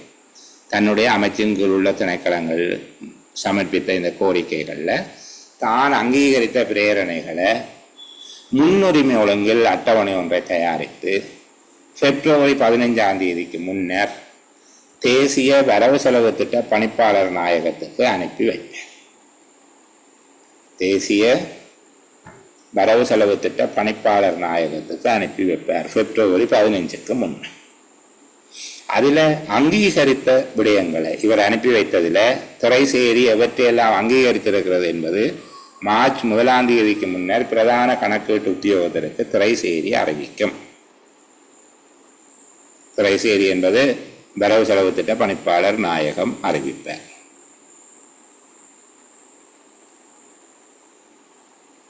அதுக்கு பிறகு அவ்வாறு அங்கீகரித்த விடயங்கள் தொடர்பாக ஒவ்வொரு அமைச்சும் தேசிய வரவு செலவு திட்ட பணிப்பாளர் அதிபதி இவற்றையெல்லாம் அங்கீகரித்திருக்கிறார் என்கிற அட்டவணையை மார்ச் 15ஆம் தேதிக்கு முதல் காணி அமைச்சுக்கு அனுப்பி வைக்கும். அப்போ அமைச்சின் செயலாளர்கள், அமைச்சினுடைய செயலாளர்கள், அதாவது பிரதான கணக்கீட்டு உத்தியோகத்தர்கள், கணக்கீட்டு உத்தியோகத்தர் கொடுத்தது, கணக்கீட்டு உத்தியோகத்தர் பிப்ரவரி 1க்கு முன்னும் கொடுக்கணும். இவர்கள் பிப்ரவரி 15க்கு முன்னம் தேசிய வரவு செலவு திட்ட பணிப்பாளர் நாயகத்தை கொடுப்பார்கள். அவர் ஒரு 15 நாளில் மார்ச் 1ஆம் தேதிக்கு முன்னர் பிரதான கணக்கீட்டு உத்தியோகத்தருக்கு அதில் ஏற்றுக்கொள்ளப்பட்ட விடயங்களை அறிவிப்பார். பிரதான கணக்கீட்டு உத்தியோகத்தர்கள் அவ்வாறு திரைசேரியினால், அதாவது தேசிய வரவு செலவு திட்ட பணிப்பாளர் நாயகத்தினால் அங்கீகரிக்கப்பட்டவற்றின் அட்டவணையை அவர்கள் மார்ச் மாதம் 15ஆம் தேதிக்கு முதல் காணி அமைச்சுக்கு அனுப்பி வைப்பார்கள். அவ்வாறான அந்த அங்கீகரிக்கப்பட்ட காணிகளை கொள்வனவு செய்வதற்கான மொத்த தொகை ஏற்பாடு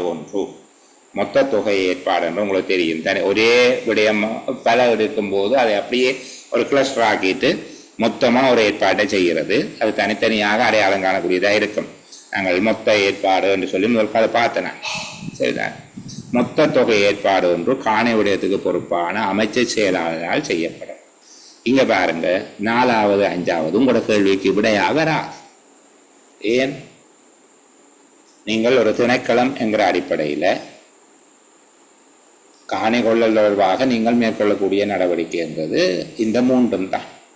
சரிதானே? எவ்வாறான சந்தர்ப்பங்களில் இது பொருத்தமாக இருக்கும் என்கிறத சொல்றீங்க. 2வது, அதுக்கு விலை மதிப்பு பெற வேணும் என்று சொல்றீங்க. 3வது, எவ்வாறான தகவல்களோடு நீங்கள் உங்களுடைய திணைக்களம் பிரதான கணக்கீட்டு உத்தியோகத்திற்கு அறிக்கைகளை சமர்ப்பிக்க போகுது என்று சொல்றீங்க. சில வேளைகள் அவர்கள் இதையே கேட்கிறார்கள், தனித்தனி கேள்வியாக கேட்கிறாங்க. சரிதானே? காணி தொடர்பாக சமர்ப்பிக்க வேண்டிய தகவல்கள் என்ன, கட்டடம் தொடர்பாக சமர்ப்பிக்க வேண்டிய தகவல்கள் என்ன, காணி கட்டடம் தொடர்பாக கணக்கீட்டு உத்தியோகத்தர் விண்ணப்பிக்கும் போது எவ்வாறு விண்ணப்பிக்க வேணும் என்று கேட்கிறாங்க. அப்போ 1ஆம் தேதிக்கு முதல் கொடுக்க வேணும். உத்தேச கொள்ளல் தொடர்பான அறிக்கையோடு விலை மதிப்பீட்டு அறிக்கைகளை இணைத்து பிரதான கணக்கீட்டு உத்தியோகத்திற்கு கொடுக்க வேணும் என்று எழுதுனா சரி. அங்கே கேட்கிற 2 புள்ளியாக இருந்தால் மிச்சமெல்லாம் வராது உங்களுக்கு. அப்போ எப்படி கேட்க போறான்ன்றது தெரியாது. ஒரு துண்டா முழுசா கேட்கறதாக இருந்தால் முதல் 3 விடயங்களையும் கேட்கிறேன். முதல் 3 விடயங்களையும் அவர்கள் கேட்பார். சரிதானே? அதுக்கு பிறகு பிரதான கணக்கீட்டு உத்தியோகத்தர் தனது அமைச்சின் கீழான திணைக்களங்களுக்கு காணிகளை பெறும் நடவடிக்கையில, காணி கட்டடங்களை பெறும் நடவடிக்கையில எவ்வாறு செயற்படுவார் என்று கேட்டால்தான் நீங்க 4வது 5வது விடயங்களை சொல்ல போறீங்க.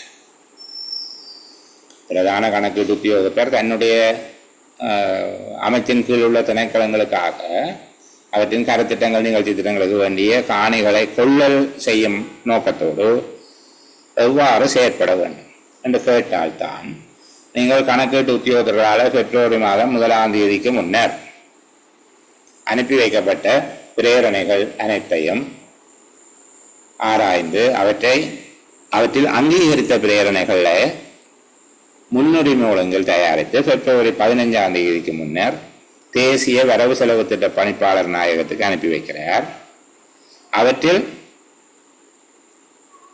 அங்கீகரிக்கப்பட்டவற்றை திரைசேரி மார்ச் 1ஆம் தேதிக்கு முன்னர் பிரதான கணக்கீட்டு உத்தியோகத்தருக்கு அறிவிக்கும்.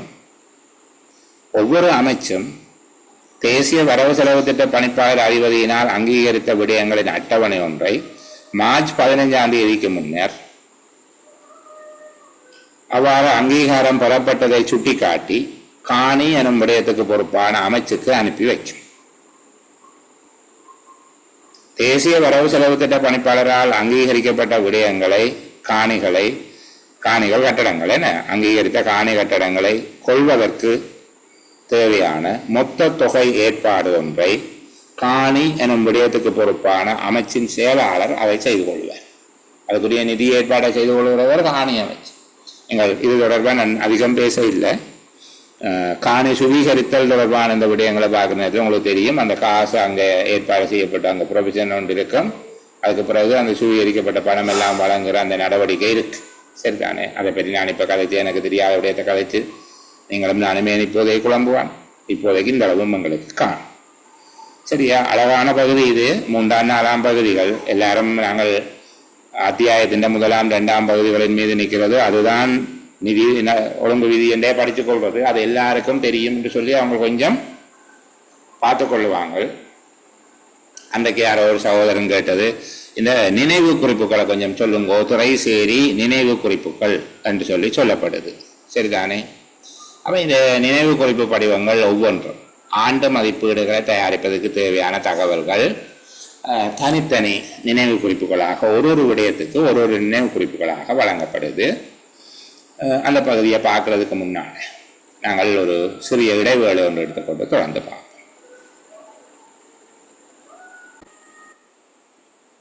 சரி, அப்போ அடுத்தது பாருங்க, இந்த வரைவு மதிப்பீடுகளுக்கு தகவல்களை வழங்குகின்ற படிவங்கள். வரைவு மதிப்பீடுகளுக்கு உண்மையில வரைவு மதிப்பீடுகளை தயாரிப்பதற்கு திணைக்கள தலைவர்கள் வரைவு மதிப்பீடுகளை தயாரித்து வழங்குவார்கள் என்று நிதி ஒழுங்கு விதி 50 பார்த்துட்டோம். சரிதானே? அவர்கள் என்னென்ன விடயங்கள் அந்த மதிப்பீடுகளில் உள்ளடக்கி இருக்க வேணும் என்பது தொடர்பாகவும் நாங்கள் பார்த்துட்டோம். அதாவது என்னென்ன விடயங்களை அவர்கள் உறுதிப்படுத்திக் கொள்ள வேணும் அந்த மதிப்பீட்டை கொடுக்கும்போது. இப்போ தகவல்களை வழங்குவதற்காக குறித்துரைக்கப்பட்ட படிவங்கள் அல்ல விதித்துரைக்கப்பட்ட படிவங்கள் அந்த வடிவத்தில் இருக்கும், உரிய ஃபார்மேட்டில் இருக்கும். சரிதானே? அப்போ இந்த மதிப்பீடுகளை வழங்குகிற படிவங்கள் தொடர்பாக நாங்கள் இதில் பின்னிணைப்பில் இருக்குது என்று சொல்லியிருக்காங்க. அந்த நிதி ஒழுங்கு விதிகளினுடைய பின்னிணைப்பு ஒன்று அதில் பார்க்கலாம் என்று சொல்லி நாங்கள் ஒன்றொண்டா பார்த்து கொண்டு வர போகிறோம். அந்த படிவங்களை கொஞ்சம் ஞாபகம் வச்சிருக்கிறது நல்லா வெஸ்பாட் கேள்வியில் எங்கேயாவது MCQவில் இந்த பகுதிகளை போட்டாலும் என்று சொல்லி சரிதானே. அங்கீகரித்த பதவி அணி மற்றும் ஆளுக்குரிய வேதனாதிகள் தொடர்பாக எங்களுடைய காரர் சேலரி கொடுக்கிறது நினைவு குறிப்பு படிவம். ஆனால் அங்கீகரித்த பதவி அணி ஆளுக்குரிய வேதனாதிகள் தொடர்பான விவரங்களை கொடுக்கிறது நினைவு குறிப்பு படிவம் ஆவென்னாவில். அதில் மீண்டு வரும் செலவினங்கள் ஒரு விடயத்தை சமர்ப்பிக்கிற போது திணைக்களத்துக்கான சமரி, பிறகு அதுக்குள்ள ப்ரோக்ராம் நிகழ்ச்சி திட்டத்துக்கான சமரி, நிகழ்ச்சி திட்டத்துக்கு உள்ள கருத்திட்ட ரீதியானது, கருத்திட்ட செலவினங்கள், செலவுடைய குறியீடு, கருத்திட்ட செலவினம், செலவுடைய குறியீடு ஆகியவை காட்டப்பட வேண்டும். அப்போ அவர் எப்படி சொல்லுகிறாருன்னா திணைக்களத்துக்கான செலவின பொழிப்பு சமரி டிபார்ட்மெண்ட்டுக்குரிய மொத்தம், அதே போல நிகழ்ச்சி திட்ட பொழிப்பு கருத்திட்ட வாரியாக இருக்கணும். ஒவ்வொரு கருத்திட்டங்களுக்கும் எவ்வளவு என்று போட்டு முதலாவது நிகழ்ச்சி திட்டம் 1, நிகழ்ச்சி திட்டம் 2 தான் எங்கள்கிட்ட இருக்கு. என்ன இப்போ தொழிற்பாடு நடவடிக்கைகள், மூலதன நடவடிக்கைகள். அப்போ தொழிற்பாடு நடவடிக்கைகள் 1 என்கிற நிகழ்ச்சி திட்டத்துக்குள்ள எத்தனை கருத்திட்டம் வருகிறது என்று பார்த்தா அந்த கருத்திட்டங்களுக்குரிய தொகைகளை போடப்பட்டு அவற்றின் மொத்தமாக நிகழ்ச்சி திட்டத்தின் சமரி, முதல் திணைக்களத்தின் செலவின சமரி, மீண்டு வரும் செலவினத்துக்கு, அடுத்தது நிகழ்ச்சி திட்டத்துக்கான சமரி, அது கருத்திட்ட வாரியாக இருக்க வேணும். அடுத்தது கருத்திட்டத்துக்கான சமரியும் தனியாக இருக்க வேணும், செலவு விடைய குறியீடு வாரியாக காட்டப்பட வேண்டும். அப்போ மீண்டு வரும் செலவினத்தை காட்டுவது நினைவு குறிப்பு படிவம் ஆவென்னா, ஆளுக்குரிய வேதனாதிகள் அங்கீகரித்த பதவி அணி தொடர்பாக நினைவு குறிப்பு படிவம் ஆனா. இது தவிர மீண்டு வரும் செலவினங்களை காட்ட போகிறோம் ஆவென்னாவில். புதிய வேலைகள் நீங்களாக, புதிய வேலைகள் இதுக்கு வரக்கூடாது. மூலதன செலவினங்கள் நான் ஏற்கனவே சொன்னது போல திருத்தி அமைத்தல், மாற்றுதல், அப்படியான விடயங்கள் வரும் தானே. மூலதன செலவினங்கள் தொடர்பாக நினைவு குறிப்பு படிவம் ஈனா. புதிய வேலைகள் தொடர்பாக மூலதன செலவினத்தினுடைய புதிய வேலைகள் தொடர்பாக நினைவு குறிப்பு படிவம் ஈஎன்னா. சரி, அப்போ இந்த நாளும் பிரதானமாக நீங்கள் ஞாபகம் வச்சிருந்தாலே போதுமானது. முதலாவது ஆளுக்குரிய வேதனாதிகள், பதவி அணிதல் சம்பந்தமானது, ஆவண்ணா மீண்டலும் செலவினம், ஈனா மூலதன செலவினம், புதிய கொள்ளல்கள் அல்ல, அதாவது புதிய வேலைகள் தொடர்பான பிரேரணைகள் நீங்களாக. ஈஎன்னா புதிய வேலைகள் தொடர்பாக மட்டும் இருக்கும். சரிதானே. அடுத்தது ஊனா நிதியளிப்பு மூலம், இது தொடர்பான ஆண்டு மதிப்பீடுகள், அதுக்குரிய நிதியளிப்பு மூலங்கள் இவர்கள் அதற்ற கோடிட்டு காட்டுவார்கள், அவ்வளவுதான். அது துறை செய்துதான் நிதி தீர்மானத்தை எடுக்கும். அதில் குறித்தபடி அவர்கள் அதுக்குரிய நிதியளிப்பு மூலங்களை செய்வார்கள். சில வேளையில் நாங்கள் கருத்திட்டங்களை சமர்ப்பிக்கும் போது அதற்கான நிதி வழங்குனர்களோடு சேர்த்து நாங்கள் முதல்ல சொன்னமே ஆரம்ப அங்கீகாரம், இறுதி அங்கீகாரம் எல்லாம் பெறப்படும். அவற்றுக்கான நிதி வழங்குனர்களோட பேச்சுவார்த்தைகள் நடத்தப்பட்டிருக்கிறது. அப்படியான விடயங்கள் வருகிற நேரங்களில் அவர்களை நாங்கள் சரியாக அடையாளப்படுத்தலாம். அப்போது அந்த இடத்துல நிதியளிப்பு மூலம் ஊரம் வேலை நிறைவேற்றுதல், ஒவ்வொரு வேலைகள் தொடர்பாக நிறைவேற்ற வேண்டிய வேலைகள் தொடர்பாக அந்த வேலைகளை நிறைவேற்றுகின்ற கூறுகள், ஒவ்வொரு வேலை தொடர்பான கூறுகளையும் தனித்தனியாக படிவப்படுத்தி அனுப்புறது. இதுக்கு கீழே நான் சொல்லுகிறேன், நீங்கள் சாதாரணமாக அந்த பகுதியை விடுங்க. சரியா. அந்த மேலே இருக்கிற நாளையும் மறக்காமல் இருங்க. கீழ்ப்பகுதி பெரிய அளவு கேட்க மாட்டாங்க. முற்பண கணக்குகள் தொடர்பாக ஏனா அதையும் பார்த்துக்கொள்ளுங்க. சரி, 7 விடயங்கள் இருக்குது. குறிப்பாக 5 ஆனா, ஆவன்னா, ஈனா, ஈயன்னா, ஏனா 5 சொல்லக்கூடிய அளவுக்கு ஞாபகம் வச்சுக்கொண்டீங்கண்டா சரி. அடுத்தது எதிர்பாராத நிகழ்ச்சிகள் எல்லாம் சரி. மதிப்பீடுகளை தயாரித்து மதிப்பீடுகளை சமர்ப்பிப்பது தொடர்பாக வரைவு மதிப்பீடுகள் சமர்ப்பிப்பது பற்றிய ஏற்பாடு 56 நிதி ஒழுங்கு விதியில் 2 முக்கியமான விடயங்கள்லாம் சொல்லப்பட்டிருக்கு.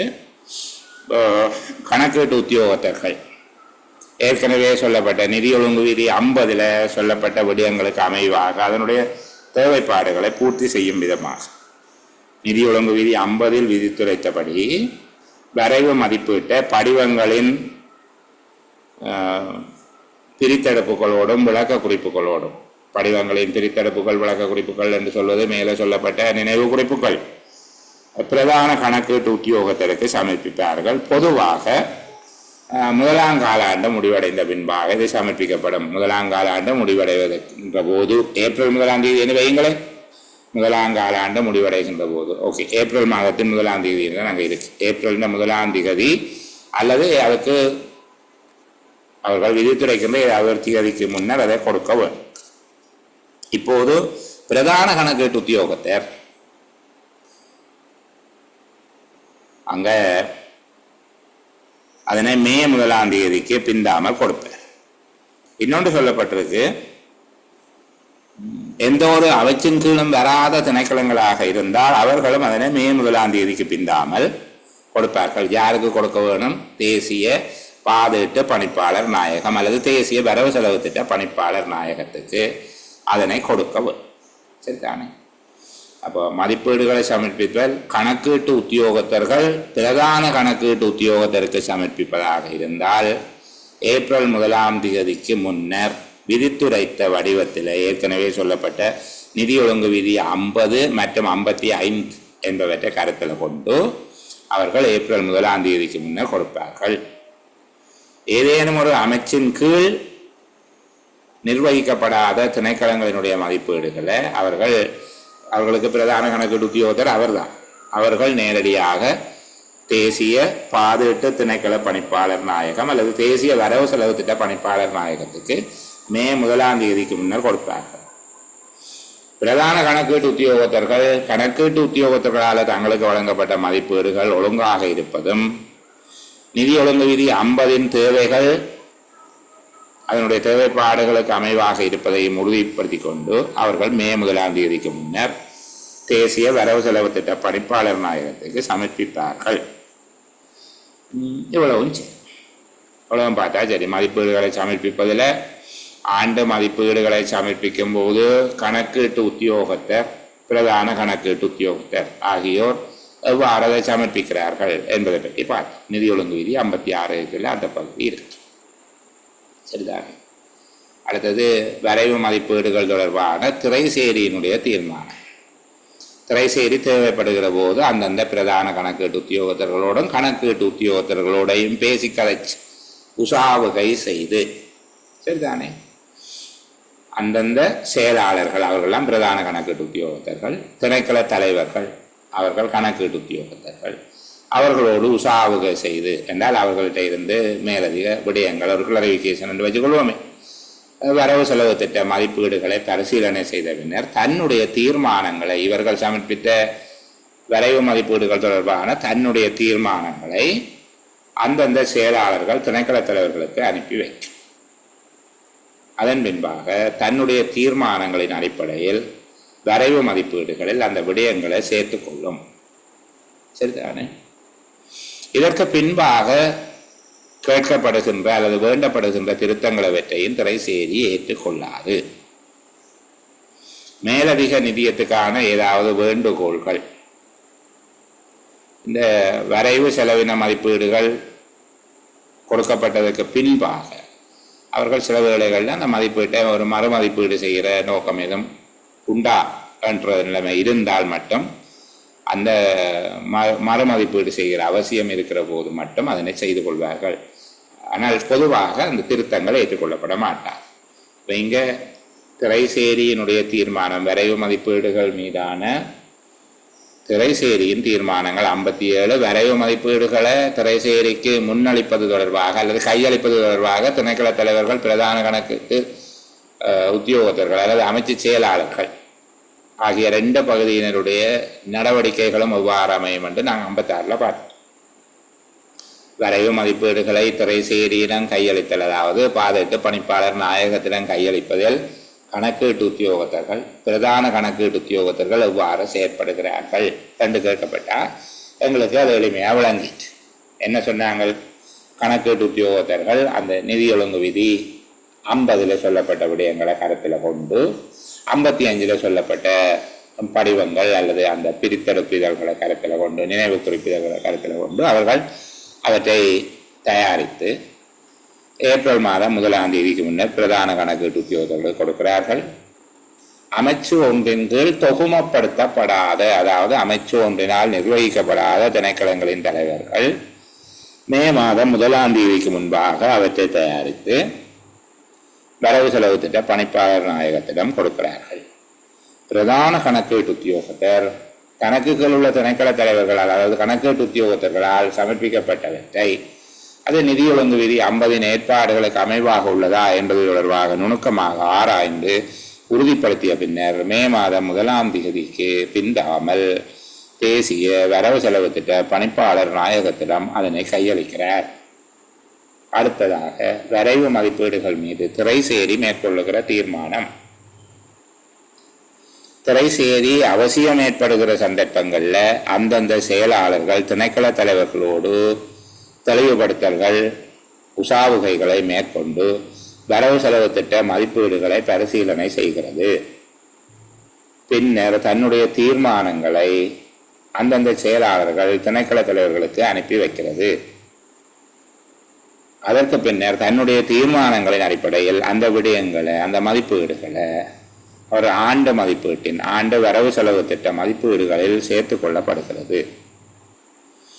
வரவு செலவு திட்டத்தின் மொத்த பெறுமதி மொத்த தொகை மொத்த வரவுகள் மொத்த செலவுகள் அப்போதே தீர்மானிக்கப்பட்டிருப்பதால் அதுக்கு முன்பாக தீர்மானிக்கப்பட்டிருப்பதால மேற்கொண்டு திருத்தங்களவற்றையும் திரைசேரி ஏற்றுக்கொள்ளார். வரவு செலவு திட்டத்தினுடைய மொத்தம் அப்போது தீர்மானிக்கப்பட்டிருக்கும். அந்த மொத்தத்துக்கு கீழே இந்த பங்கீடுகள் இருக்கும். அப்போ அதனால அதுக்கு பிறகு அந்த மொத்தங்களை அது ஏற்றுக்கொள்ளாது.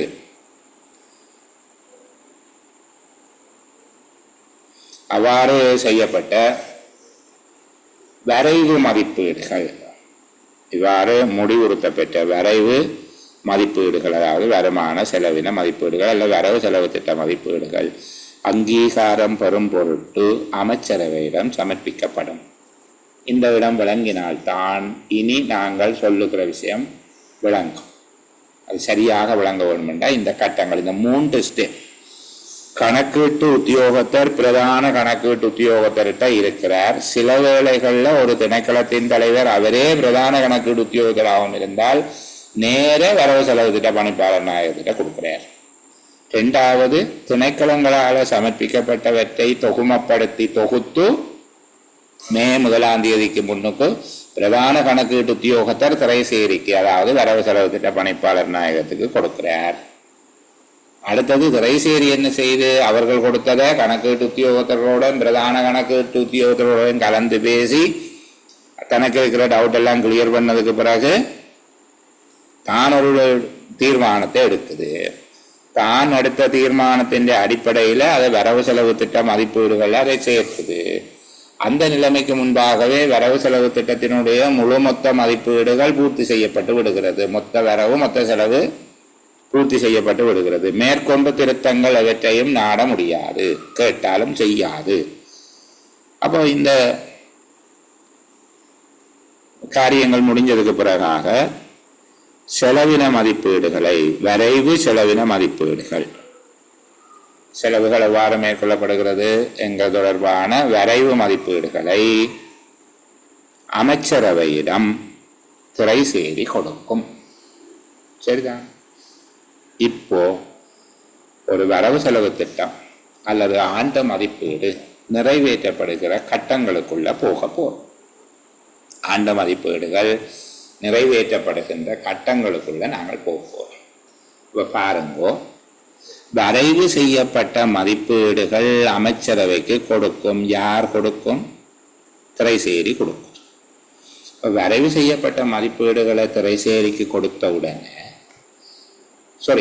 திரைசேரி வரைவு செய்யப்பட்ட மதிப்பீடுகளை அமைச்சரவைக்கு கொடுக்கும். திரைசேரி மேலே சொன்ன மாதிரி எல்லாம் கலைச்சு பேசி திணைக்கள தலைவர்களோடையும் அமைச்சு செயலாளர்களுடன் கலந்து பேசி வரைவு மதிப்பீடு உண்டு. மதிப்பீடுன்றது வேற, வரைவு டிராஃப்ட் என்ன திரைசேரி தான் முடிவுறுத்தி இருக்கிற ஏற்கனவே எல்லாம் வரைவு மதிப்பீடுகள் எல்லாம் அமைச்சரவையிட்டு அது சமர்ப்பிக்க போதுன்னு சொல்லிட்டோம். அவ்வாறு அந்த விஷயத்தை தான் கலைக்கிறோம். மதிப்பீடுகளை, வரைவு மதிப்பீடுகளை அமைச்சரவையினுடைய அங்கீகாரத்துக்காக திரைசேரி கொடுக்கும். அவ்வாறு திரைசேரியினாலே அங்கீகரிக்கப்பட்ட மதிப்பீடுகள் அச்சிடுவதற்காக அரசாங்க அலுவலகருக்கு திரைசேரி அதனை அனுப்பி வைக்கும். இது 2வது கட்டம். இங்க 1வது கட்டம் தான் மதிப்பீடுகளை பாராளுமன்றத்தில் சமர்ப்பித்தல். ஏற்கனவே நாங்கள் முதல் சொல்லி போட்டோம். திரைசேரி திணைக்கள தலைவர்கள், பிரதான கணக்கீட்டு உத்தியோகத்தர்கள் என்கிற அமைச்சு செயலாளர்களோட கலந்து பேசி அவர்கள் முன்வைத்த வரைவு மதிப்பீடுகள் தொடர்பாக இறுதி தீர்மானம் எடுக்குது. அந்த இறுதி தீர்மானத்தின் அடிப்படையில் வரைவு மதிப்பீடுகளை இறுதிப்படுத்துது, ஃபைனலைஸ் பண்ணுது. முடிவுறுத்தப்பட்ட வரைவு மதிப்பீடுகளை, வரைவு செலவின மதிப்பீடுகளை அங்கீகாரத்துக்காக அமைச்சரவையிடம் சமர்ப்பிக்கிறது. இதுவெல்லாம் முன்னுக்கு நடக்கிற அலுவல். இது பாராளுமன்றத்தோடு சம்பந்தப்பட இல்லை. இப்ப பாருங்க, திரைசேரி தான் முடிவுறுத்திய வரைவு மதிப்பீடுகளுக்கு அமைச்சரவையின் அங்கீகாரத்தை பெற்றுக்கொண்ட பின்னர் அவ்வாறு அங்கீகரிக்கப்பட்ட மதிப்பீடுகளை அச்சிடுவதற்கு அரசாங்க அலுவலகருக்கு, அதாவது கவர்மெண்ட் பிரஸுக்கு அனுப்பி வைக்கும். இவ்வாறு அச்சிட்ட வரைவு மதிப்பீடுகள் நிதி என்கிற விடயத்துக்கு பொறுப்பான அமைச்சரால் பாராளுமன்றத்தில் சமர்ப்பிக்கப்படும். அவ்வாறு சமர்ப்பிக்கப்படும் வரையில் அது ஒரு அந்தரங்க ஆவணமாக கணிக்கப்படும். அது ஒரு அந்தரங்க ஆவணமாக கணிக்கப்படும். அதனுடைய வரைவு செலவின மதிப்பீடுகள் சட்டத்தினால் முன்னர் அதிகாரம் அளிக்கப்படாவிட்டால், எந்த அளவுக்கு அது சட்டத்தினால முன்னர் அதிகாரம் அளிக்கப்படவில்லையோ அந்த அளவுக்கு அவை ஒதுக்கீட்டு சட்ட மூலத்தில் சேர்த்து கொள்ளப்படும். இதுதான் விஷயம். அது சட்டத்தினால முழுமையாக அங்கீகாரம் அளிக்கப்பட்டிருந்தால் உங்களுக்கு தெரியும், அது விசேட சட்ட செலவினம் என்கிற ஏற்பாட்டு வகைக்குள்ள போயிடும். அந்த செலவினம் முன்னர் சட்டத்தினால அதிகாரம் அளிக்கப்பட்டிருந்தால் அது விசேட சட்ட சேவைகள் அல்லது விசேட சட்ட செலவினத்துக்குள்ள போயிடும். அதுக்குள்ள இல்லை என்றால், சட்டத்தினால் அதிகாரம் அளிக்கப்படவில்லை என்றால் அது ஒதுக்கீட்டு சட்ட செலவினங்களாக, ஒதுக்கீட்டு சட்ட சேவைகளாக அல்லது நாங்கள் சொல்லுகிற வளங்கள் சேவைகளாக அது தனியாக 1ஆம் அட்டவணைக்குள்ள போட போறோம். அப்ப இங்க என்ன சொல்றாங்க, அந்த செலவினம் முன்னர் சட்டத்தினால் எந்த அளவுக்கு அதிகாரம் அளிக்கப்படவில்லையோ அந்த அளவுக்கு ஒதுக்கீட்டு சட்ட மூலத்தில் சேர்த்துக் கொள்ளப்படும். இந்த சட்ட மூலத்தை நிதி என்ற விடயத்துக்கு பொறுப்பான அமைச்சர் அச்சிட்ட வரைவு மதிப்பீடுகளோடு பாராளுமன்றத்தில் சமர்ப்பித்தார். இப்ப உங்களுக்கு தெரியும், பாராளுமன்றத்தில் விவாதம் நடக்க போகிறது, வாக்கெடுப்பு நடக்க போகிறது, பாராளுமன்றத்தின் அங்கீகாரத்தினால ஏற்பாடு அனுமதிக்கப்பட போகிறது. எதுக்கு நடக்க போகுது? ஒதுக்கீட்டு சட்ட மூலத்துக்கு தான் நடக்க போகுது. அப்ப அவர் மொத்தமா வரைவு மதிப்பீடுகள் என்பது செலவினத்துக்கான வரைவு மதிப்பீடு. அந்த வரைவு செலவின மதிப்பீடுகள்ல சட்டத்தினால முன்னரே அதிகாரம் அளிக்கப்படாம இருக்கிற செலவினங்கள், அந்தந்த தலைப்புகள், உங்களுக்கு தலைப்பை பற்றி எல்லாம் சொல்லிட்டோம். அந்த தலைப்புகள் தனியாக ஒரு அட்டவணைப்படுத்தப்பட்டு 1ஆம் அட்டவணை என்று சொல்லி ஆண்ட மதிப்பீடுகளை சமர்ப்பிக்கும் அமைப்பு அல்ல வடிவம் பார்த்தோமே, அதில் வச்சுக்கொண்டு அந்த 1வது அட்டவணை என்று சொல்லப்படுகிற விடயத்தை தான் இவர் இப்போ அழகா சொல்ற பாருங்க. வரைவு செலவின மதிப்பீடுகளில் அந்த செலவினம் முன்னர் சட்டத்தினால் எந்த அளவுக்கு அதிகாரம் அளிக்கப்படவில்லையோ அந்த அளவுக்கு ஒதுக்கீட்டு சட்ட மூலத்தில் சேர்த்துக் கொள்ளப்படும். இந்த சட்ட மூலத்தை நிதி என்ற விடயத்துக்கு பொறுப்பான அமைச்சர் அச்சிட்ட வரைவு மதிப்பீடுகளுடன் பாராளுமன்றத்தில் சமர்ப்பிப்பார். அந்த அச்சிட்ட வரைவு மதிப்பீடு, ஆண்டு மதிப்பீடுகள் சமர்ப்பிக்கப்படுகிற விதம், வருமான மதிப்பீடு, செலவின மதிப்பீடு, செலவினத்தின் பொது மதிப்பீடு என்றெல்லாம் கதைச்சிருக்கிறோம். அதுக்குள்ள இதுவும் இருக்க போகுது. சரி, அப்ப 1வது ஆண்டு மதிப்பீடுகள் பாராளுமன்றத்தில் சமர்ப்பித்தல். அழகா எழுதுவீங்க, ஒரு வரவு செலவு திட்டம் அல்லது ஆண்டு மதிப்பீடு நிறைவேற்றப்படுகின்ற 4 படிமுறைகளையும் விளக்குங்கோ ஒன்று கேட்டிருக்கிறான். கேட்டா நீங்கள் விளக்கணும். இப்ப 1வது ஒரு படிமுறை விளக்கியாச்சு. இரண்டாவது படிமுறை போறேன். ஒதுக்கீட்டு சட்ட மூலம் நிதி ஆண்டுக்கான சேவைகளின் பொருட்டு அதிகாரம் அளிப்பதற்கு, அதாவது இலங்கையில் இருக்கிற அல்ல வெளியில இருக்கிற அதில் நாங்கள் சொல்லுவோமே நிதி ஆண்டுல திரட்டு நிதியத்தில் இருந்தோ அல்லது அரசாங்கத்தின் கையிருப்பில் உள்ள வேறு நிதியங்களில் இருந்தோ அல்லது வேறு பணங்களில் இருந்தோ ஏற்பாடு செய்வதற்கு ஒதுக்கீட்டு சட்டம் மூலம் தயாரிக்கப்பட்டு அதுக்குரிய ஏற்பாட்டுக்கான அனுமதியை பாராளுமன்றத்தில் பெறும் பொருட்டு ஒதுக்கீட்டு சட்டம் மூலம் பாராளுமன்றத்துக்கு சமர்ப்பிக்கப்படுகிறது. அப்ப ஆண்டு மதிப்பீடுகளை பாராளுமன்றத்தில் சமர்ப்பித்த முதல் கட்டம். அதில எந்த அளவுக்கு அது சட்டத்தினாலே அங்கீகாரம் அளிக்கப்படவில்லையோ அந்த அளவுக்கு ஒதுக்கீட்டு சட்ட மூலத்தில் அவை சேர்த்துக் கொள்ளப்பட்டு அவை தனியான ஒன்றாக, தனியான அட்டவணை ஒன்றுக்காக அடுத்த நிதி ஆண்டுக்கான சேவைகளை அதிகாரம் அளிப்பதற்காக அரசாங்கத்தினுடைய திரட்டு நிதி அல்லது அரசாங்கத்தின் கையிருப்பில் உள்ள வேறு நிதியங்கள் அல்லது பணங்களில் இருந்து அவற்றுக்கான கொடுப்பனவை செய்வதற்காக அங்கீகாரம் பெறுவதற்காக ஒதுக்கீட்டு சட்டம் மூலம் பாராளுமன்றத்தில் சமர்ப்பிக்கப்படுகிறது. அடுத்தது குழுநிலை திருத்தங்கள். இந்த அச்சிட்டு வழங்குகிற வரைவு மதிப்பீடுகள் பாராளுமன்றத்துக்கு சமர்ப்பிக்கப்படுகின்ற வரைவு மதிப்பீட்டின் இறுதி வடிவமாக இருக்கும். வரைவு மதிப்பீடுகள் அரசாங்க அலுவலகத்தில் அச்சிட்டு கொடுக்குறோம் தானே, அதுதான் இறுதி வடிவமாக அமையும். இருந்தாலும் ஒதுக்கீட்டு சட்டத்தின் தயாரிப்போடு தவிர்க்க முடியாத நிலை எழுந்தால் அங்க மாற்றம் எங்க நிகழப்போகுது? ஒதுக்கீட்டு சட்டத்தில். ஒதுக்கீட்டு சட்டத்தும் தயாரிக்கப்பட்டிருப்பதில் ஏதேனும் தவிர்க்க முடியாத நிலைகள் இருந்தால் அச்சிட்ட அந்த வரைவு மதிப்பீடுகளில் சேர்க்க வேண்டிய மிக அவசரமான சில பிரேரணைகள், அதில் செய்ய வேண்டிய மாற்றங்கள், இந்த குழுநிலை திருத்தம் என்கிற கட்டத்தில் சம்பந்தப்பட்ட அமைச்சர், அந்த விடயத்தோடு சம்பந்தப்பட்ட அமைச்சருடைய நேரடியான நெறிப்படுத்தல நிதி அமைச்சர் ஊடாக அமைச்சரவைக்கு சமர்ப்பிக்கப்பட்டு அந்த மாற்றங்களை அமைச்சரவை அங்கீகரித்தால் அவை அச்சிட்ட வரைவு மதிப்பீடுகளோடு ஒதுக்கீட்டு சட்ட மூலத்தோடு பாராளுமன்றத்தில் குழு நிலையில் பரிசீலனை செய்வதற்காக சமர்ப்பிக்கப்படும். இது சுருக்கமாக சொல்றேனே, நீங்க கொடுத்திருக்கிற ஒதுக்கீட்டு சட்டத்தில் ஏதாவது மாற்றம் செய்ய வேண்டியதாக இருந்தால் அது சம்பந்தப்பட்ட அமைச்சர், அந்த மாற்றம் செய்ய வேண்டிய விடயத்துக்கு பொறுப்பான சம்பந்தப்பட்ட அமைச்சர், நிதி அமைச்சர் ஆகியோர் அந்த விடயத்தில் தலையிட்டு அந்த விடயம் தொடர்பாக நடவடிக்கைகளை மேற்கொண்டு இப்போது அந்த பிரேரணையை அல்லது மாற்றங்களை நிதி அமைச்சர் தான் கொடுக்க போகிறார். எங்க அமைச்சரவை கொடுப்பார். சம்பந்தப்பட்ட அமைச்சர் நிதி அமைச்சருக்கு கூடாக அமைச்சரவை கொடுத்து அமைச்சரவை அங்கீகரித்தால் அந்த விஷயம் தனியாக திருப்பி ஒரு டாக்குமெண்ட் ஆகும்.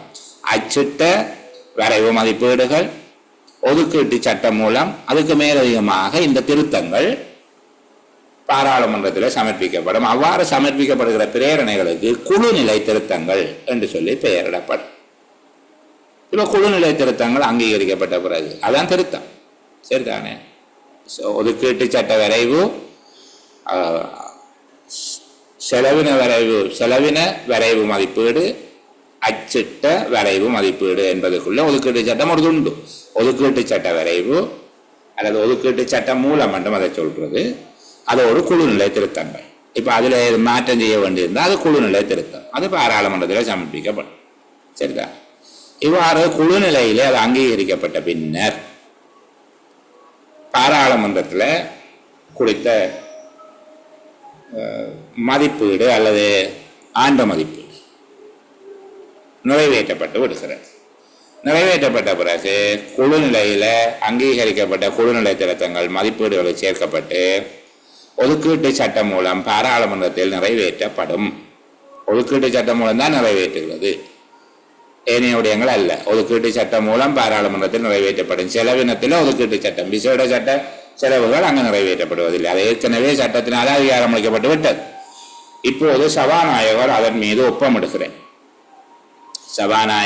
மீது ஒப்பமிடுகிறார். அவ்வாறு ஒப்பமிடுவதன் மூலமாக ஒதுக்கீட்டு சட்ட மூலம் ஒதுக்கீட்டு சட்டம் ஆக மாறுகிறது. ஒதுக்கீட்டு சட்டம் செலவினத்தை மேற்கொள்வதற்கான அதிகாரத்தை வழங்கும், ஆனால் பூரண அதிகாரத்தை வழங்குவதில்லை.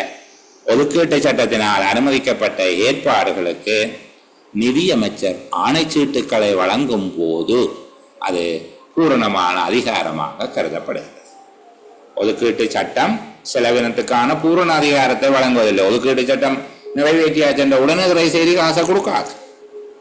அந்த செலவினங்களை மேற்கொள்வதற்காக நிதி எனும் விடயத்துக்கு பொறுப்பான அமைச்சர் தன் கைப்பட ஆக்கிய ஆணைச்சீட்டினை வழங்குவதன் மூலமாகவே ஒதுக்கீட்டு சட்டத்தினால வழங்கப்பட்ட அதிகாரம் பூரண அதிகாரமாக, அதாவது செலவினத்துக்கான பணம் வழங்கலாக அது மாறும்.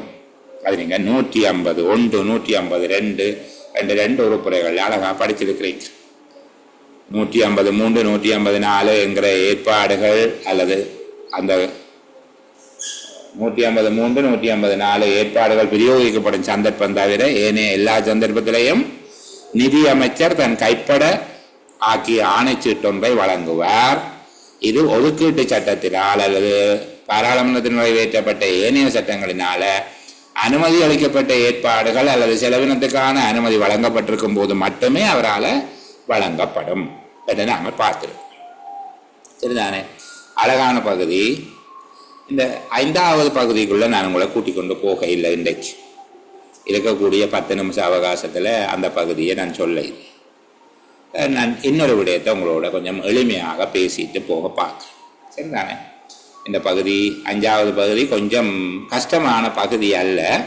ஆனால் கொஞ்சம் நாங்கள் ஃப்ரெஷ்ஷாக இருக்கைக்குள்ள கலந்துரையாட வேணும். நாங்கள் களைச்சு போய் சோர்ந்து போய் இருக்கிற போது இல்லாமல் இன்னும் நாங்கள் என்ன சொல்லுகிறது தெளிவாக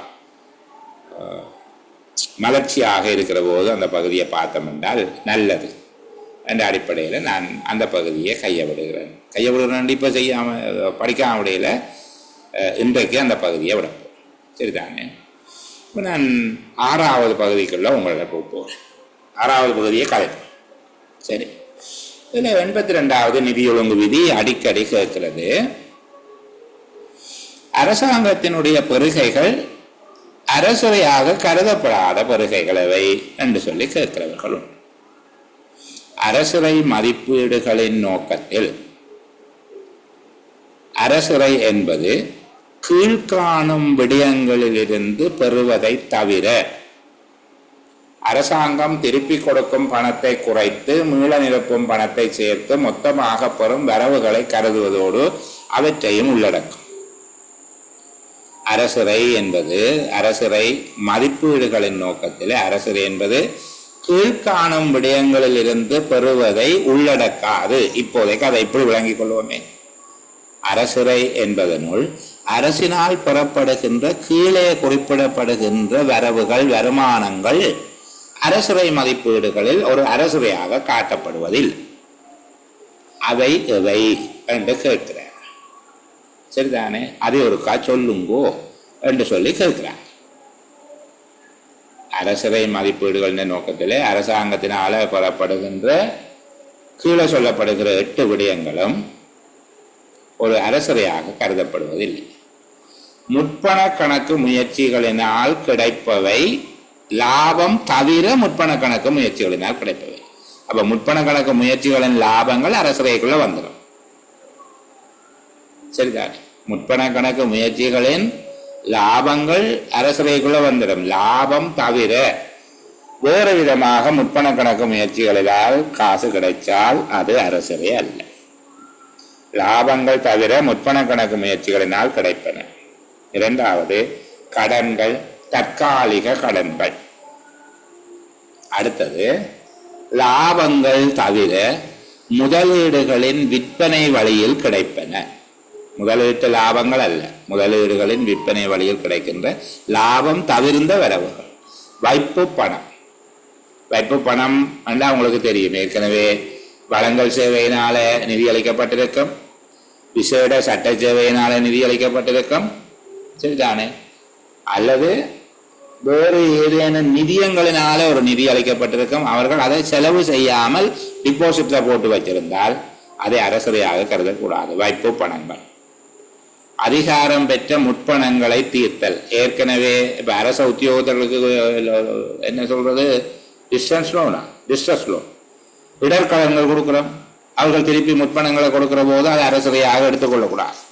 சரி, அதை கட்டு நிதி, அனுப்பும் பணம், விசேட சட்டத்தினாலே அமைக்கப்பட்டு திரட்டிய நிதியத்துக்கு புறம்பாக இருப்பதற்கு அனுமதிக்கப்பட்ட நிதியங்களுக்கான பெருகைகள் அது எல்லாம் நான் உங்களுக்கு கெசட் பண்ணி வடிவாக போட்டு காட்டிட்டேன். என்ன கௌரவ கோட்டாபய ராஜபக்ச அவர்கள் ஜனாதிபதியாக இருந்தபோது வெளியிடப்பட்ட ஒரு வர்த்தமானி நான் உங்களுக்கு தந்திருக்கிறேன். அதில் விசேட சட்டத்தினால் அமைக்கப்பட்ட திரட்டிய நிதியத்துக்கு புறம்பான நிதியங்கள் கப்ருக நிதியம், லோகோர் சீமாட்டி நிதியம், தேயிலை சக்தி நிதியம் என்று சொல்லி நிறைய நிதியங்கள் அதில் இருக்குது. அதெல்லாம் நீங்கள் படித்து கொள்ளணும், திருப்பி திருப்பி சொல்கிறோம். சரி, அப்போ விசேட சட்டத்தால் அமைக்கப்பட்டு திரட்டு நிதியத்துக்கு புறம்பாக இருப்பதற்கு அனுமதிக்கப்பட்ட நிதியங்களினுடைய பெறுகைகள் நிதி ஒழுங்கு விதி 173 ஏற்பாடு செய்தபடி மேலதிக விதிப்பு கணக்குக்கான வரவுகள். மேலதிக விதிப்பு கணக்குக்கான வரவுகள் 180 வரைக்க இன்னொரு கால் அழகா பார்ப்போம். நீங்கள் யோசிக்க கூடாது, சின்ன துண்டா கிடக்கண்டு இந்த பகுதியை ஒரு புள்ளி வந்து உங்களை மகிழ்ச்சி அடைய செய்யலாம். 8ஐயும் அப்படியே எழுதுங்கோ என்று சொல்லி. சரியா? அரசரை தொடர்பாக இவ்வளவு விஷயம்தான். மற்றது இந்த பகுதியை நான் உங்களுக்கு இந்த அரசரை மதிப்பீடுகளை தயாரிக்கிறது இதில் சொல்லப்பட்டிருக்கக்கூடிய இந்த பகுதியை வேறு விதமாக காட்சிப்படுத்த போகிறேன். வேறு விதமாக காட்சிப்படுத்த போகிறேன்னா வீடியோ பட காட்சி ஒன்றும் இல்லை. அரசாங்கத்தினுடைய வருமான மதிப்பீடுகள் பற்றி இதில் சொல்லப்பட்டிருப்பதை விட அது எல்லாம் இப்போ வடிவம் மாறிட்டுது. அரசாங்கத்தினுடைய அரசரை மதிப்பீடுகள், ஆண்ட மதிப்பீடுகள் எவ்வாறு அமையும் என்பதை பற்றி நான் உங்களுக்கு இன்னொரு விதமாக காட்டுகிறேன். அதை பார்த்தோம்னா 5வது பகுதி மட்டும்தான் எங்களை பெண்டிங்கில் இருக்கும். மற்றபடி அந்த பகுதியை நாங்கள் பார்த்து கொண்டால் சரி. சரிதானே? இதில் காட்சிப்படுத்துறதுல ஏதாவது மட்டுப்பாடு இருந்தால் எனக்கு ஒருக்கா நீங்கள் சொல்ல வேணும். கொஞ்சம் கிளியர் இல்லாமல் கிடக்குது என்று சொல்லி சொன்னால் நான் பெரிய எழுத்தாக இல்லாமல் சரி நான் அப்படி இல்லாமல் இப்படி கொண்டு வருகிறேனே கொஞ்சம் சின்னனாக்கிட்டா.